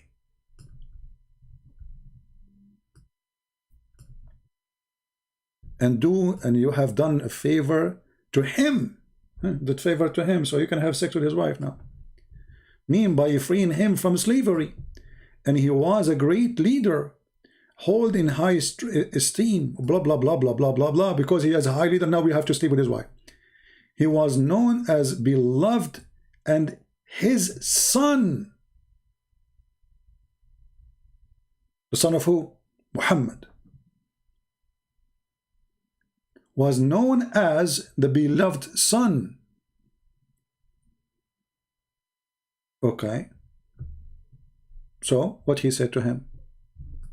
I don't know why this page doesn't go. Okay, here, now it goes. He said to him, but you did hide in yourself that which Allah will make manifest. You did fear the people, whereas Allah had a better right that you should fear him. Muhammad is fearing the people. Why? Because he is going to have the married women. He will take her from her husband. So he's the hypocrite. He go flirt with the women, and when the husband come to him, he said to him, come on, man, keep your wife, man, don't divorce her, man. But the guy, his wife just told him that he is your prophet, your father was here, and he flirted with me, and he want to do boom, boom. And obviously he was doing boom already. And then he said to him, but you did hide in yourself that which Allah will make manifest. Did you fear the people where Allah had better right that you should fear him? And then, so when Zayd complete his aim with her, and look here at the fast translation, it says, فَلَمَّا قَضَى زَيْدٌ مِنْهَا وَطَرًا. He finished, have enough with her, which means sleeping with her. We gave her to you in marriage. You see here the word? This is the word marriage. زوجنا. You see the wajna? Okay. When her marriage to Zayd was over and he had separated from her, we married her to you. Okay, hold on. So Muhammad was saying to the husband, keep your wife for you, while Allah was rebuking him, saying, why you are saying that to the man? And here we need to ask the Muslims, do you agree that Muhammad, he committed sin here? This is why Allah, he rebuked him by saying to the husband, don't divorce her? Because it says rebuke. Do you know what rebuke means? Allah rebuking the messenger. If we go to different interpretation, same chapter 33, verse number 37. And let us use English.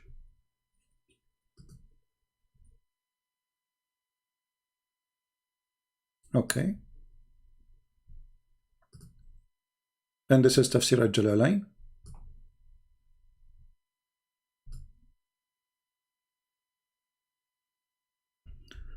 Okay. Let us see what it says. So Allah, he mentioned here, he says, the prophet, he says to him, to his adopted son, they don't even hide it. Retain your wife for yourself and fear God before divorcing her. But you had hiding in your heart what God was disclosed that he was to manifest of your love for her. Guys, do you see the love story here? This is Romeo and Juliet, and Allah is involved in it. Juliet is married to Romeo, and Allah, he got upset from Muhammad because Muhammad told Romeo, keep your wife, man, keep your wife, hypocrite.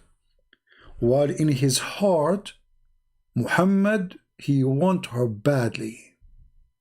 And the Quran saying, because you fear people saying he married his son, his own son, wife. And the fact that should Zayd part with her, you would marry her. You feared people would say he has married his son wife. So, okay, Allah, okay, Muhammad, why you want to do that? I mean, there's millions of women, and Muhammad have a lot of wives already. Why Allah, he insists he want her to him?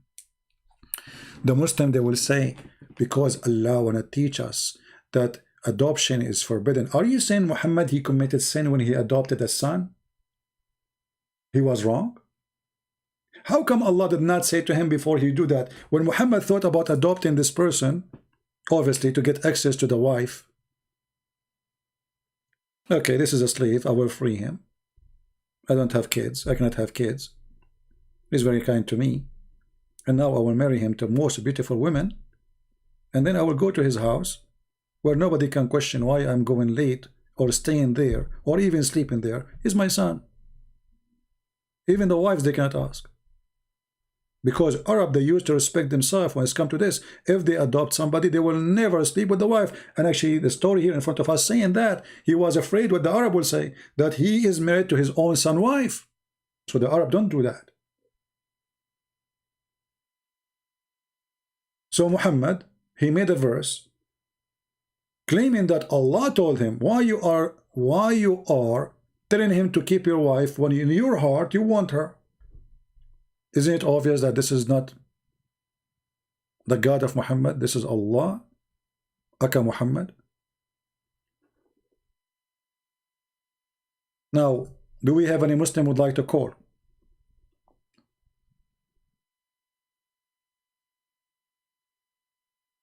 Do we have any Muslim would like to call us?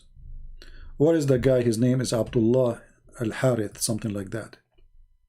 Are you still there, my friend? Is he still there? Or he's gone?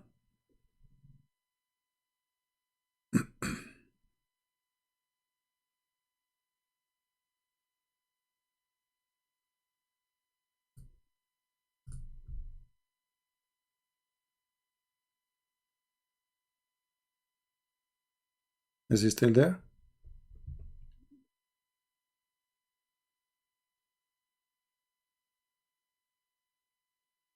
Let us see. Well, it says he is not online. Do we have any Muslim would like to call us?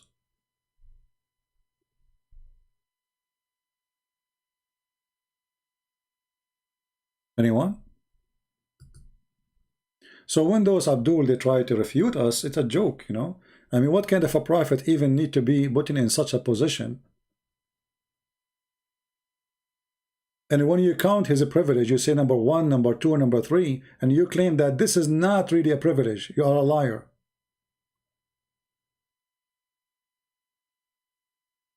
Even Ibn al-Arabi, he agreed.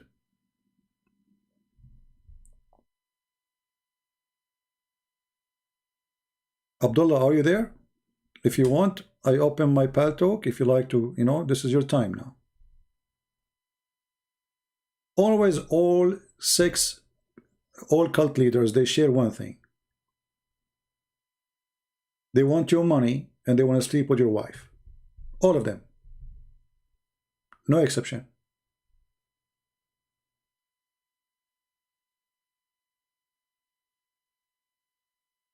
Any Muhammadan would like to refute us or correct us?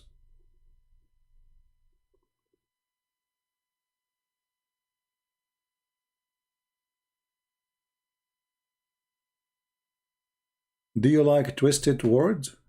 Yeah, like what? Like Quran? Labik, Allahumma labbaik. You are pagan. Look at the name you have.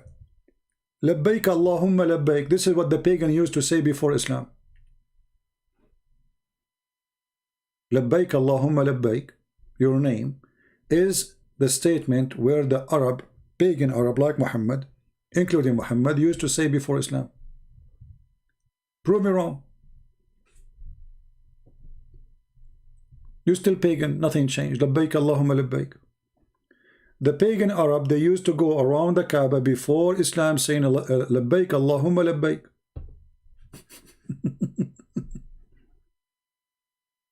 And can you tell us what labbaik means so we can laugh? And Mr. Twisted Words, why you don't call me and tell me what you like to say to us? Why you don't call us? Call me and get me busted in front of everybody. Here we go. This is your opportunity. Twisted Words. Show people Twisted Word. What Twisted Word? It's in front of you. It says of the fact that should Zayd part with her and you would marry her. You feared people. They would say he has married his son's wife. This is your book, not my book. I'm showing the proof. Everything I'm saying is on the screen. Look at this guy. It's in the screen. Everything I mentioned since I started until now is in the screen. Show the proof. So what we are doing here? We are showing you zucchinis.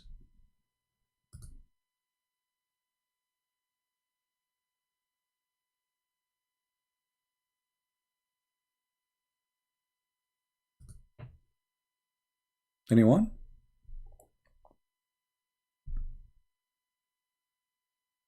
Show us the proof. Any Muslim? Have you ever heard of a God? If I am going after a married woman, God should say the opposite for me. He should say, okay, good Muhammad, you told him don't keep your wife. That's good. No, the opposite. He said to him, why you are saying to him, keep your wife when you want her? And Allah is sponsoring Muhammad saying, I will give her to you. Why you say that to him? Isn't it you Muslim, you say the most ugly thing in the eyesight of Allah is divorce? How come Allah now in favor of divorce? And Zayd, he said that this woman, she have a bad tongue. She hurt me with her tongue. That means she's a bad woman. Why Muhammad he want to marry a bad woman who she hurt her husband by saying bad word to him? And if she is a bad woman, that means Muhammad is a bad man. Why? Because the Quran says bad women for bad men, good men for good women, which means no bad woman will marry a good man and no bad man will marry a good woman. So if your Islamic book saying that Zayd, she was insulting her husband, using her tongue against him, she is proud, she humiliate him, she call him names, and then the husband, he have to divorce her because she is bad, then we find that Muhammad, he want the same woman.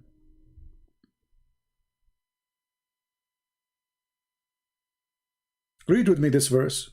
And by the way, I will make a video about this verse, because this verse here is an additional proof that Muhammad is a fraud. الخبيثات للخبيثين والخبيثون للخبيثات والطيبات للطيبين والطيبون للطيبات. Very stupid, repeating the same sentence. So bad women marry bad men marry bad women. Is that true? Who agree? According to this verse, bad men, they will never marry bad women. Sorry, good women.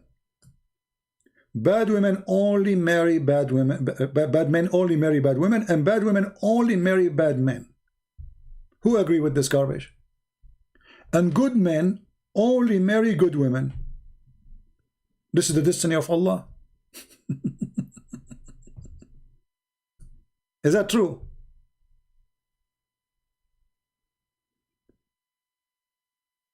Who in the world can come with such a logic? This is stupid. There's many good women marry the bad men, and the opposite, vice versa. But to say only bad women, they marry bad men, and only bad men marry bad women, That is the most stupid argument ever.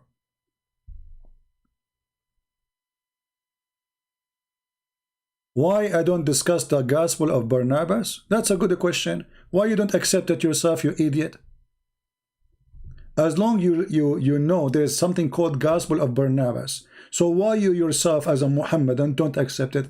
Gospel of Barnabas says the Messiah is Muhammad, you idiot. Do you accept that? Do you? This is a book written after Muhammad, obviously, and saying the Messiah is the same guy, Muhammad. So why you don't accept it yourself? He's trying to change the topic. Poor guy. Good try. If you want to change the topic, let's talk about the big boobs. That's more interesting. Gospel of Barnabas, potato. Why you don't accept it? You see, the Muslim, they say things, it's really funny and stupid. They themselves, they don't accept that book, and they ask us why you don't accept it. Do you accept it? If it is good, then accept it. So to ask me to accept a book you yourself don't accept, that means you are a potato.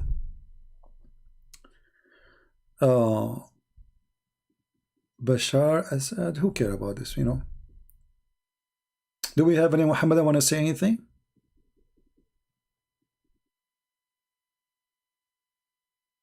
Anyone? All right. Supposedly I will go live soon, but I think now because we stayed here, I was thinking to stay here for 20 minutes. Just this guy is a kid; it's not even worth to talk about him for long. So let us do this. We will change the timing for the coming video until tomorrow, maybe.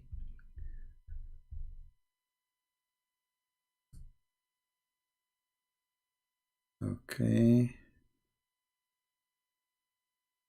Let us see. Yeah, I will change it later. So we will not go live again because already we are, I mean, it's already 7:13 p.m. Last call. Any Muslim want to call us?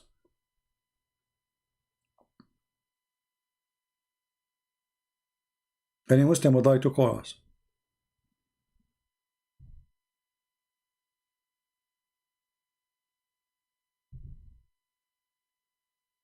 Waraq ibn Nawfal, he was kicked out of ministry when he was a Nasara. It's not Waraq ibn Nawfal, it was Buhayra. See, Muslim, they mention a person, his name is Ar-Rahib Buhayra. He is Buhayra the monk.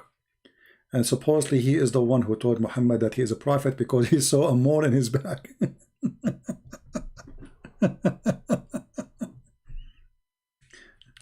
Hey, by the way, guys, who of you have a mole? Do you have a mole in your back? If you have a mole in your back, you are legitimate prophet of Allah. This is the seal of the prophet. You know, they cannot even understand the Quran.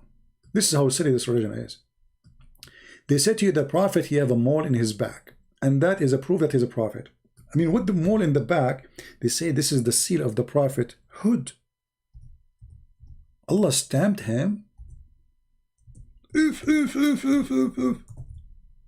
the Quran doesn't say that. Where it says that he have a stamp, it says he is the seal of the prophet. He is, not he have a seal. Do you know how to read, Muslims? Do you know how to read?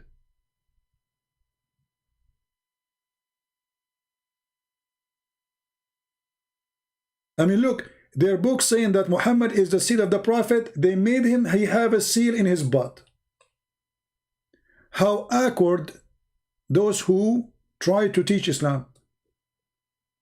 This is the verse. Does it say Muhammad he have a seal? Why, he's a cow? It says he is the seal, not he have a seal. Khatamun Nabiyyin.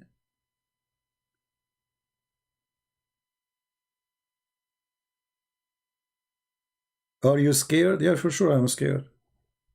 Since I saw in the Quran that Allah will give us women with big boobs, I'm terrified.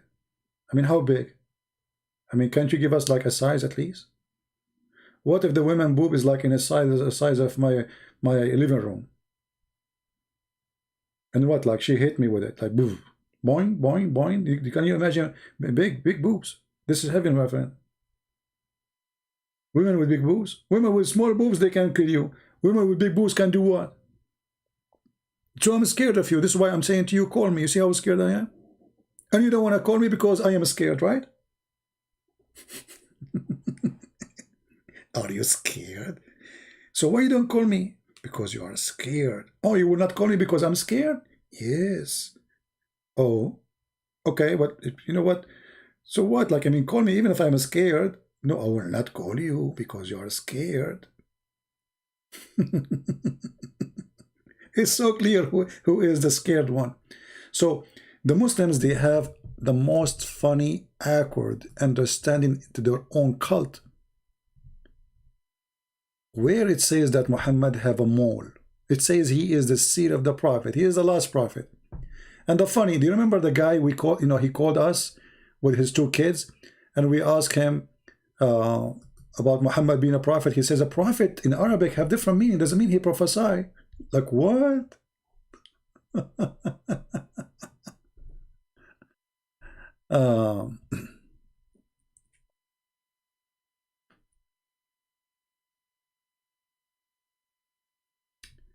Yeah, the name of Muhammad, obviously, you see, I believe that Muhammad is a person who he tried really, like the Muslim he mentioned to us, the book of Barnabas, which is a false book, where it's speaking about Muhammad as the Messiah. Obviously, Muhammad, he wanted to replace the Messiah. That's why he called himself Al-Mahi, which means he is the eraser. Eraser of what? He will erase all religions, and he will erase Christianity. He will erase Judaism. So Muhammad, when he called himself the praised one, he claimed to be the Messiah as God on earth. Because only one person is the praised one, that is God. Did you ask yourself, if you are a Muslim and you claim that you worship God, his name is Allah, then how the Prophet, his name is the praised one? So if Muhammad is the praised one, Allah is who? If Muhammad is the praised one, Allah is what?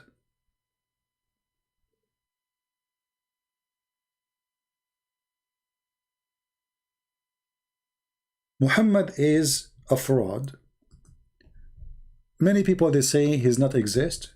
It's possible, but that will not help me in my case to prove it. I mean, to fight Islam. So I go with what they believe it exists. But I believe strongly that Muhammad, he was copying a man, his name, prophet, or he claimed to be the Messiah. His name is Mani.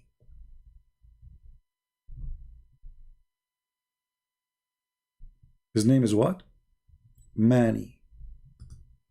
If you go and read the book of Mani, or what is ever left of it, you will find tons of the stories Muhammad he came with is coming from Mani. Journey, angels, you know, he's the praised one, everything. That is Muhammad.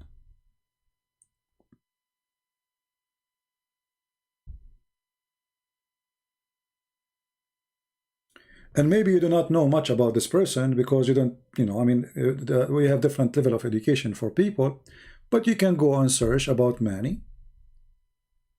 No, Mani is a fraud, is not a good person, but he is, let us say, not like Muhammad. He's not violent. He did not go in war, he did not kill, he did not, etc., but he is a fraud, obviously. He claimed to be the Messiah, and you will find tons of Muhammad stories is extremely similar to what Mani he said. Maybe we should go some time and we speak about Mani. All right? And by the way, the religion of Mani became very popular in the Middle East.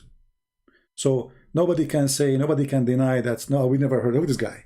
You know, he became a major belief in the Middle East. this person. And actually, I believe until now, there's people who believe in him. Until now.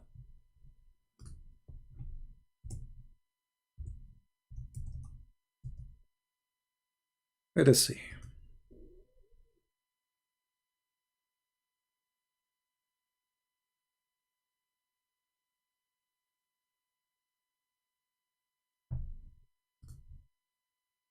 Look, even in China, Iran, Persia, China, Afghanistan. I mean, this is went way far with this fraud.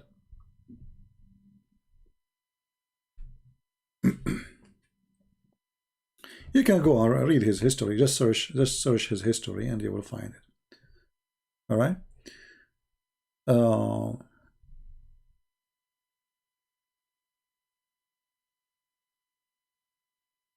Why don't debate smile to hell? Well, who is okay? Well, let him call me. I will debate him. I mean, are you a joke?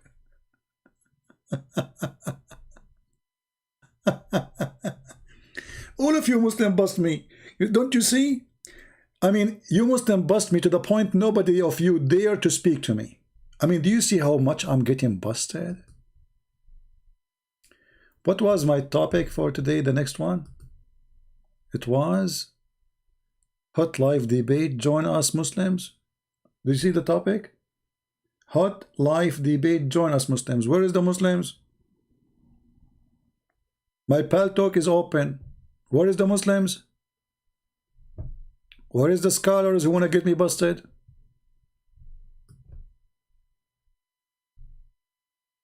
You are hero in front of Muslim girls, saying to them, brother, sister, alhamdulillah, if you want to put your finger in your in her, it's okay.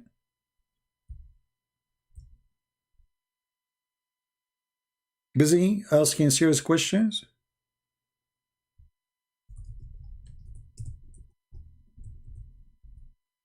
Like, is it true that we have sex with jinn? That's what you are busy with, right?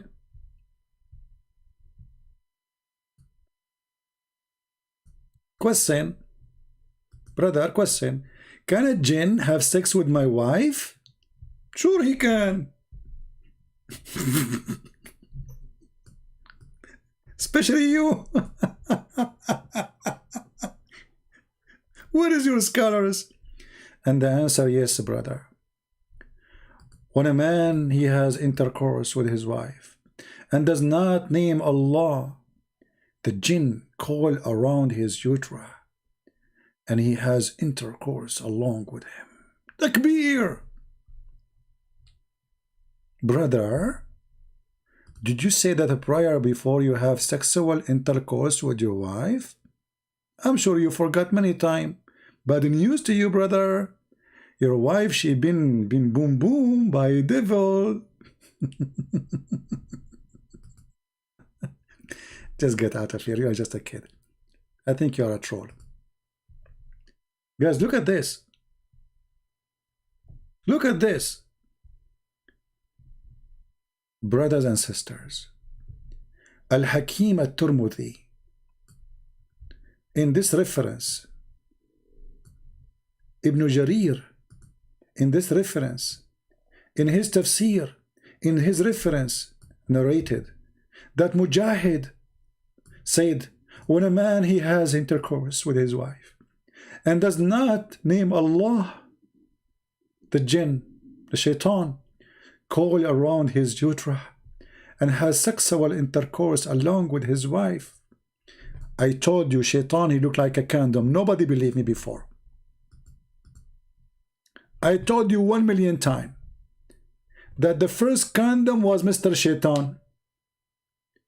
So now you are going to have sexual intercourse with your wife and you forgot to say Bismillah, alhamdulillah, Allahumma jallibna wa jannib al-saytana ma razaqtana.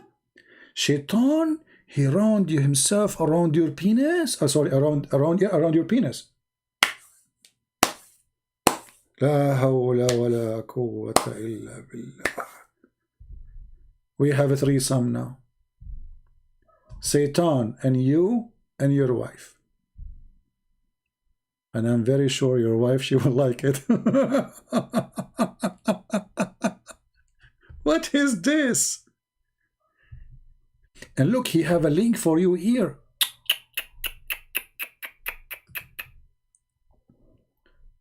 Let me find you a better link. Hold on. Who want the reference? When a man has sexual intercourse with his wife. Okay. The jinn call with his wife. Okay. That's deep. This is knowledge, brother. I mean, which religion can come with anything like except Islam? This is the only religion can do this. We have to be serious, you know. I mean, come on, we have to be serious. No religion in the world can come with such a knowledge. Unseen sexual intercourse. Like, you don't see him, but he's there. You think you're alone with your wife, but he is there. And your wife, she say, honey, today you did so good. Yes, because he was there. Hello. She will say to you, I was on fire. Because genie is made from fire. Hello.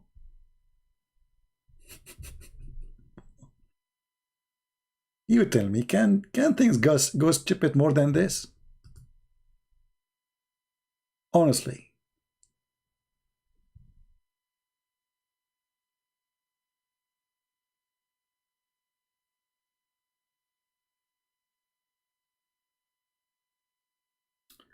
Let us see.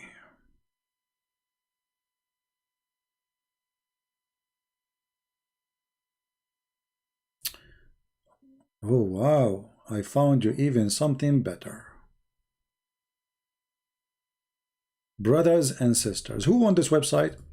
Later, I will ask you for it. You guys give it to me, okay?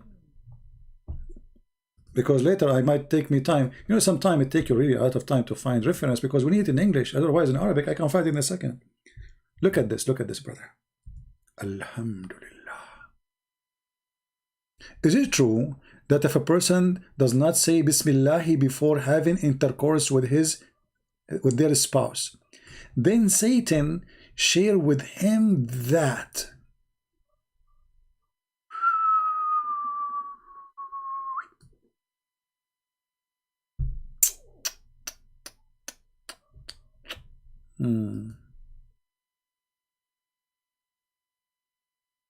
The guy is from Germany, referred that I am very weak in Arabic. No problem, my friend. It must be a true story. So guys, answer by Sheikh Muhammad Al-Munjid. This is a big sheikh in Saudi Arabia, but he's a potato.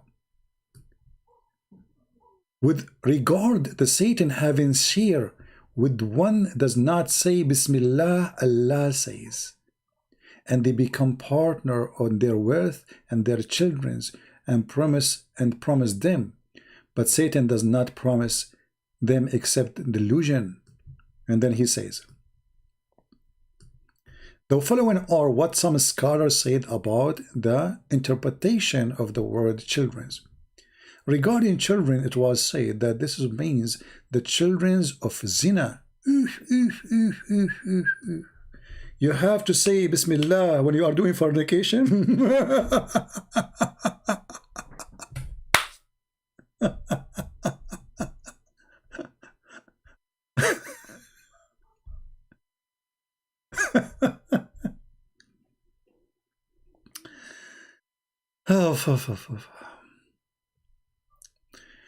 And guys, here, the fifth is the most important one. This one will make you dizzy.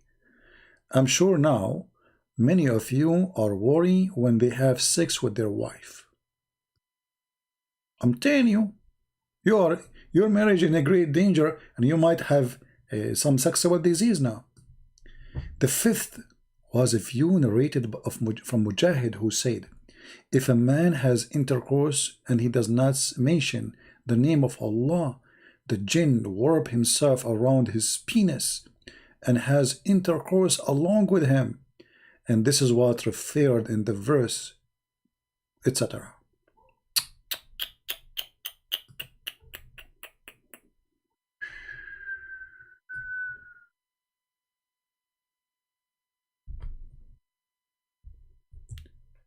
Be honest with yourself. Can you find better religion than the religion of Allah? I mean, whatever people want to say to you, whatever people they attack this cult of Islam, you know, you have to admit that this is the best. This is the best of the best. Who won this link? Who won this link?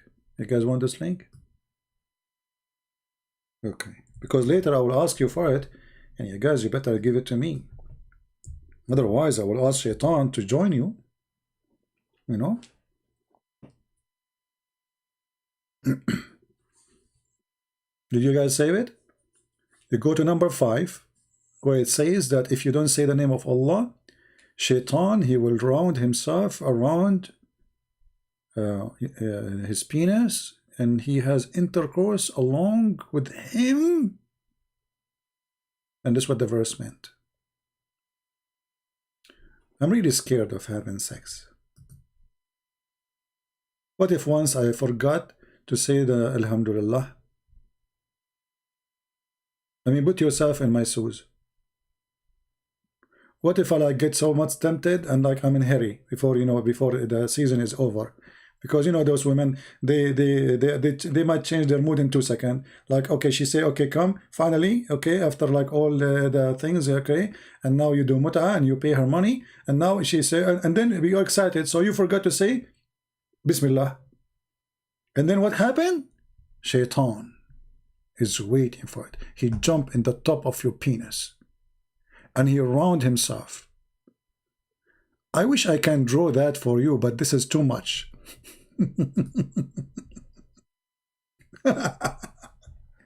Sorry, I cannot do it. I cannot do it. I'm trying to save this website to my favorite. Hold on, where am I save it? We need to save this one.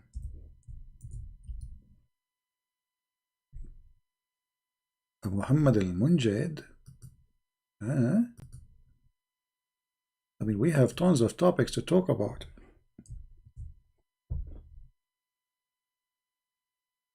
Okay, I think we have enough for today.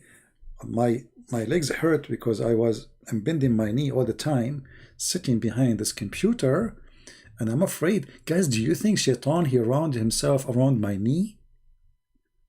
Because when I started, I did not say Alhamdulillah or Bismillah. Mimi Hijab, he never say Inshallah.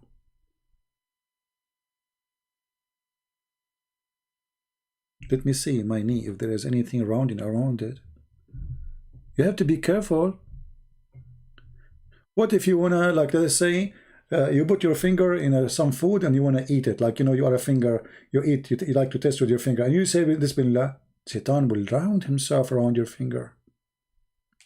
I mean, according to Muhammad, Shaitan, he go and sleep in your ears. Sorry, he piss in your ears. He sleep in your nose and he jump in your mouth. And Shaitan, if you don't say the prayer before you enter the bathroom, he go inside your anus. And now Shaitan is changing all those locations. He is at the top of your penis. Muslims, I have a question. Why Shaitan, he don't jump inside the woman vagina instead of jumping around the man penis? It's just a question.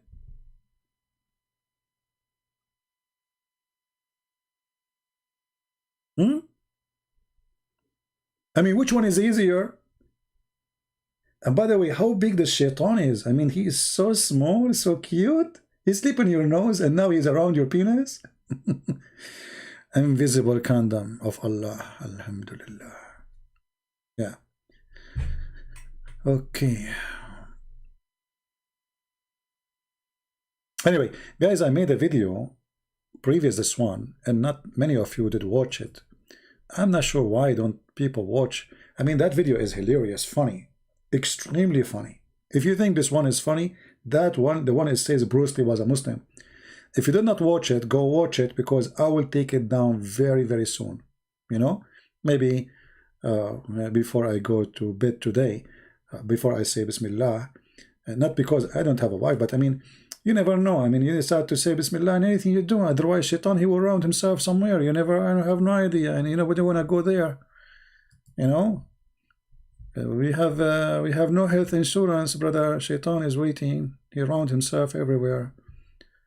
Yeah, Shaitan right on himself. True story. But how Muhammad he knew this? I mean, this guy is genius. Like when Muhammad he said, Allah he loved those who do sneezing. I thought about it many times. And you know, because we are limited, we are not smart like the Prophet. Allah, he loved those who sneeze. And he hate those who yawn. And sneezing is from Allah and yawning from Shaitan. And Shaitan, if you yawn, he jump inside your mouth and he laugh like ha ha ha. Look at this. Genius. The messenger of Allah said, the sneeze is from Allah. If you have corona and you're sneezing, it's from Allah. And the yawn is from Satan. So when one of you he yawn, let him cover his mouth. The Muslim, they made an article about this. They says, the Prophet, he taught us how to fight corona centuries ago, 1400 years ago, but they will not tell you the rest of the story. Muhammad, he says, if you yawn, cover your mouth, but they will not tell you that the Prophet, he loved those who sneeze without covering their, you cover your mouth only when you yawn. Why? Why only when you yawn? When you sneeze, the saliva will go far away, way more far than yawning. With his hand, from when he says, a shaitan laugh from inside his opening.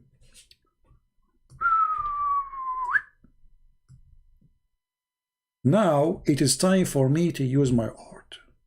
Excuse me. I mean, I tried not to do so, and I know some of you hate me for using my skills in art. But, I mean, what you can do? Sometimes things happen. So now, brother, hold on, let us choose this page.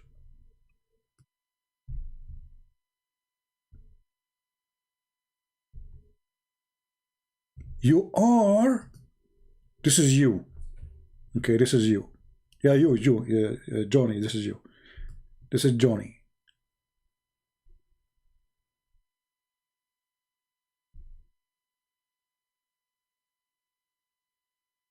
What happened to Johnny? He looked like a, hold on. Sorry guys, I'm using the long equipment Polo, Acco stuff, you know, Acco whatever. Yeah, I will change the brush. Excuse me. So this is you.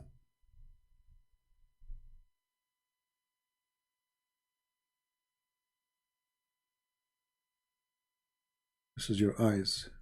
Look how's your eyes, and this is your hair. You are like Zulkarnain, your hair is everywhere, you know? Like Mimi. And this is your nose. And this is your mouth. And now you are sneezing and your mouth is open. Shaitan, he jump in your mouth. Let us make his mouth a little bit more acceptable, like, you know, scientifically, I mean, scientifically.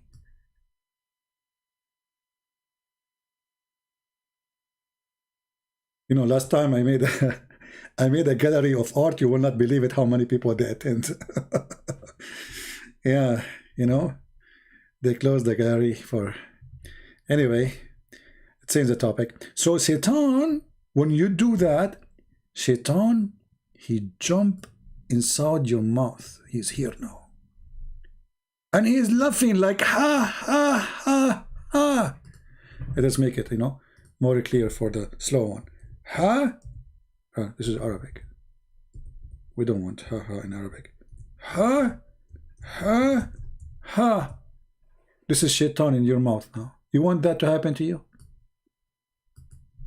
Be honest with me. Do you want such a thing to happen to you?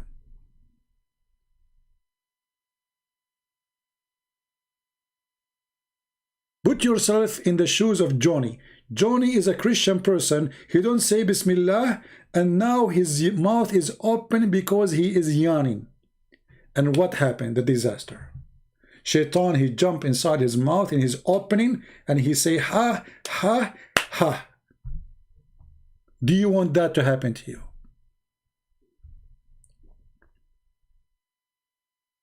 You don't have a shame, don't you?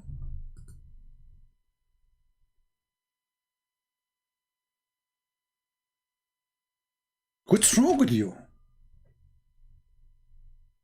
But by the help of Allah Prophet, we knew now what's happening when we do yawning. So now we cover our mouth, so Shaitan will not get the opportunity to jump inside our mouth, and he doth laugh at us, and he say, ha, ha, ha. Brothers and sisters, join me to fight the ha, ha, ha movement. It's a big movement, sponsored by the devil. He himself is the one who is doing this ha ha ha movement. And here you need to ask yourself, if the prophet is not a prophet and he have no connection with the sky knowledge, how he receive this information? Who knows such an information save a prophet of God? If not the prophet, all of you Christian now, Shaitan, he will be doing that to you. And from now on, all of you, when you do yawning, you cover your mouth. Unless you are married, then you do not need to do that. She is covering your mouth anyway. I mean, the second you open your mouth, she will shut it up, especially if you are Abdul. Any Muslim have a comment? Anything? Now the Muslim, they will make 1,000 video to refute this video. But they will not call me. My Skype is open. I mean, my Pal Talk is open, and nobody is calling me. Obviously, they have nothing to say. Until I go, oh, hold on, there is a Muslim woman, she said to me in the comment, guys, I said I should go from an hour ago, right? Unbelievable. I hate you all. She said, do you remember the video we made about a guy who he left Islam in Kuwait, the TV host? She said, إِذَا جَاءَكُمْ فَاسِقٌ بِنَبَإٍ, if a bad person, he come to you with the news, check it out. Don't believe him. And I wonder, when a Muslim woman, she speak about a fasiq, which means a bad person, I mean, who is a fasiq more than Muhammad? How come you don't do check out what Muhammad say, but when we say, you don't believe us? Muhammad, he went to the moon, nobody saw him. Muhammad went to the seventh sky, sorry. He went to the tree of Allah. Even Allah, he have a tree. This is not a tree of Adam in the garden of Adam and Eve in Eden. No, this is in the seventh heaven. And underneath the tree of Allah, Muhammad, he found the Nile River.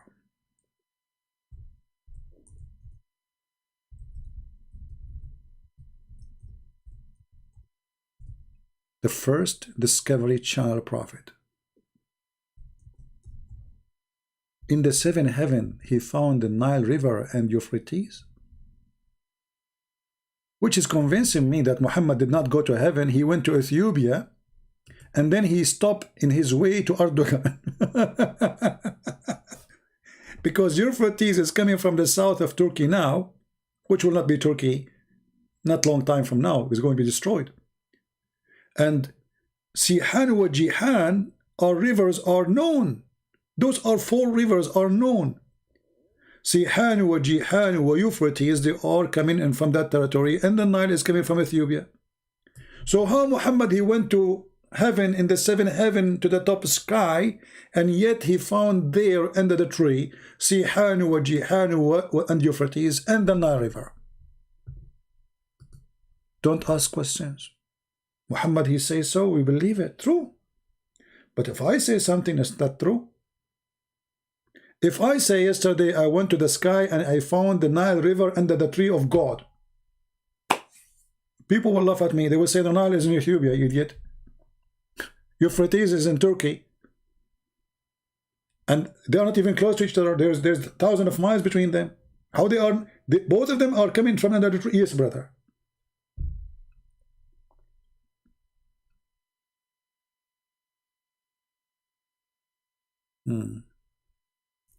The hadith of the cat and the pig on Noah ark is sahih or da'if.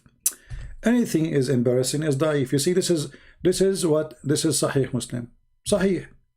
But any Muslim can say to you is da'if. Da'if is, da'if is a da'if argument, as Hamza, he said. He said when the Muslim, they use the argument of da'if, this is da'if argument. It's a weak argument. Because anything is funny, stupid, Muhammad said, they will say it is weak. Anything. As long as it's embarrassing. So it's a moody thing, you know. Otherwise, weak hadith is accepted. Who said that weak, it's mean have a rank. The second you say it's a weak, it's mean it is included. It has a rank, not rejected. Otherwise, we will not give it the weak. We will give it more description. We will add to it like we cannot find it. We cannot find reference of it. We cannot find, that's it. We reject it. Rejected. Not weak. Like, if you remember the kid, his name is Abbas. You know, Abbas, when he want the same book, it's weak. Sahih Muslim, it's weak. When he wants Sahih Muslim, it's strong. Right? Anyway, so guys, I'm going to change the timing for the coming broadcast because already it's 10 minutes left. I mean, to the coming broadcast, and I don't think I can make it. Already, I'm here for how many hours? 2 hours 42 minutes with you all. How lucky I am. 2 hours and 42 minutes with 839 people, and not one of them he made a sandwich for me. And my stomach is singing the Nile River. My stomach is saying to me, is this video now? Who's going to cook for you? Huh? What you will eat now? Have fun. Speaking about Muhammad for the last 3 hours. Do you hear it? Honestly, the stomach. This will remind me of the guy who came to Muhammad, and he told him, my brother, he is dying. You know, he's sick. He's very sick. So Muhammad, he said to him, give him honey. And then the guy, he went and he told his brother to eat honey or drink honey, depending on how it is. The man, he come again and he told the Prophet, my brother, his stomach is getting more bad. The Prophet, he said to him, eat honey.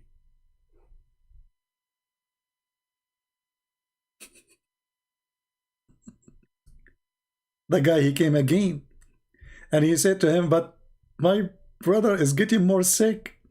He said, I told you, give him honey. I said, I did.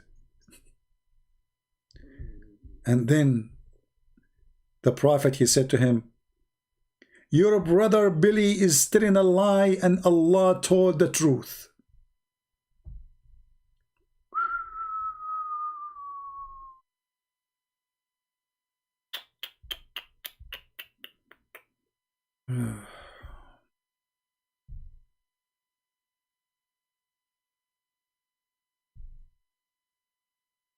Let's see if we can find the hadith, and this is the last hadith I will share with you for today.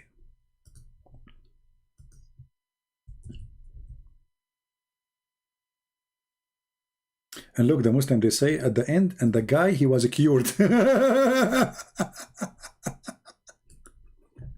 So the guy keep coming, let him drink honey, let him drink honey, let him drink honey. The guy, he come back, he says he is more sick.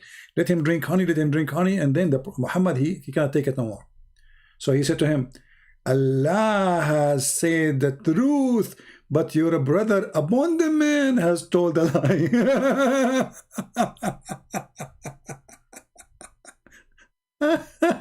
No comment. No comment. Dr. Muhammad.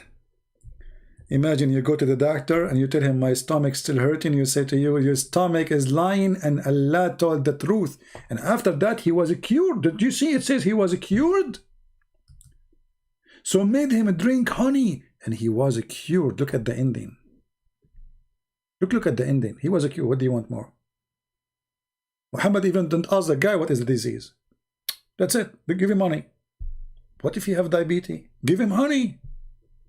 The guy is drinking honey, is getting more sick.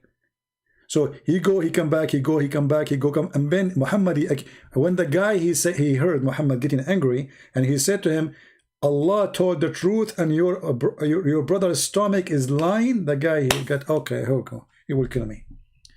So and he never come back because obviously he was cured, not because his brother he died. Lying in Islam, anything go against Muhammad is lying, even your stomach, even your abdomen. By the way, guys, to be honest, have you ever heard of somebody say it better than me? Abdomen. Actually, I will make a competition with you if you can read English better than me, especially like when it's come to abdomen, what?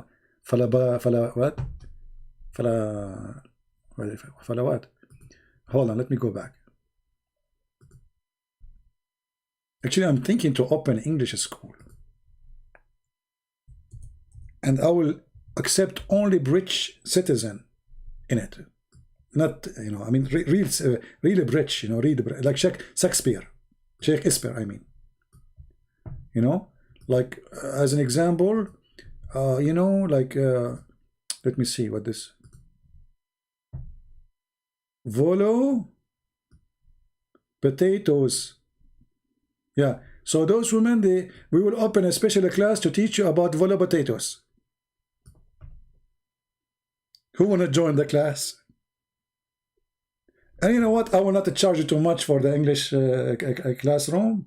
Humbly, I mean, I don't want to. I mean, you cannot afford me, and English is so good, and I mean.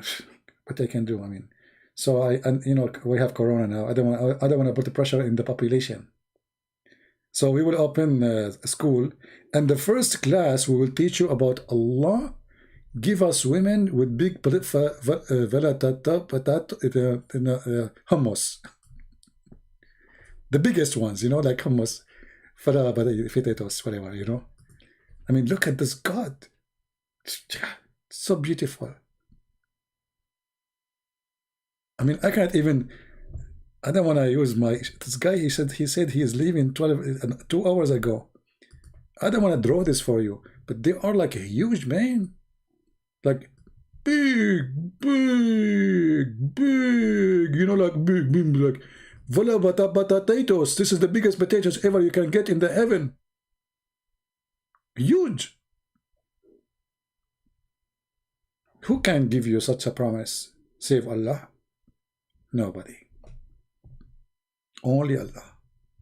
Thank you very much for joining our English classroom, and I hope your English is improving. I'm sure many of you who don't speak good English, like Shakespeare. Shakespeare, by the way, is a Muslim. His real name is not Shakespeare. The kuffar, they changed his name from Shakespeare to Shakespeare. That's a lie, He's a sheikh. He's very well known, and he was not a Shia too. He was Sunni. He was very Sunni. Yeah, and Vela Tabos, and I wish you a great Vela Tabos women for the future. Thank you very much for joining us, and every Vela Tabos we see you. Thank you very much. Okay, hamburger. Yeah, true story. No comment. Thank you guys for being here. May the Lord bless you. Don't forget to download the video as soon as we finish. It's ready. You can download it, and then you can pause it in your YouTube, add subtitle. I know it's long. You can cut it pieces, like the vela potatoes, cut it pieces. Like, come on, you cannot cut potatoes. You can. So cut the video small so you can translate it easy, and you can make it easier for people to share. Thank you. God bless you. And this is your brother Christian Prince, humbly was with you, teaching you perfect English. True story. Take care.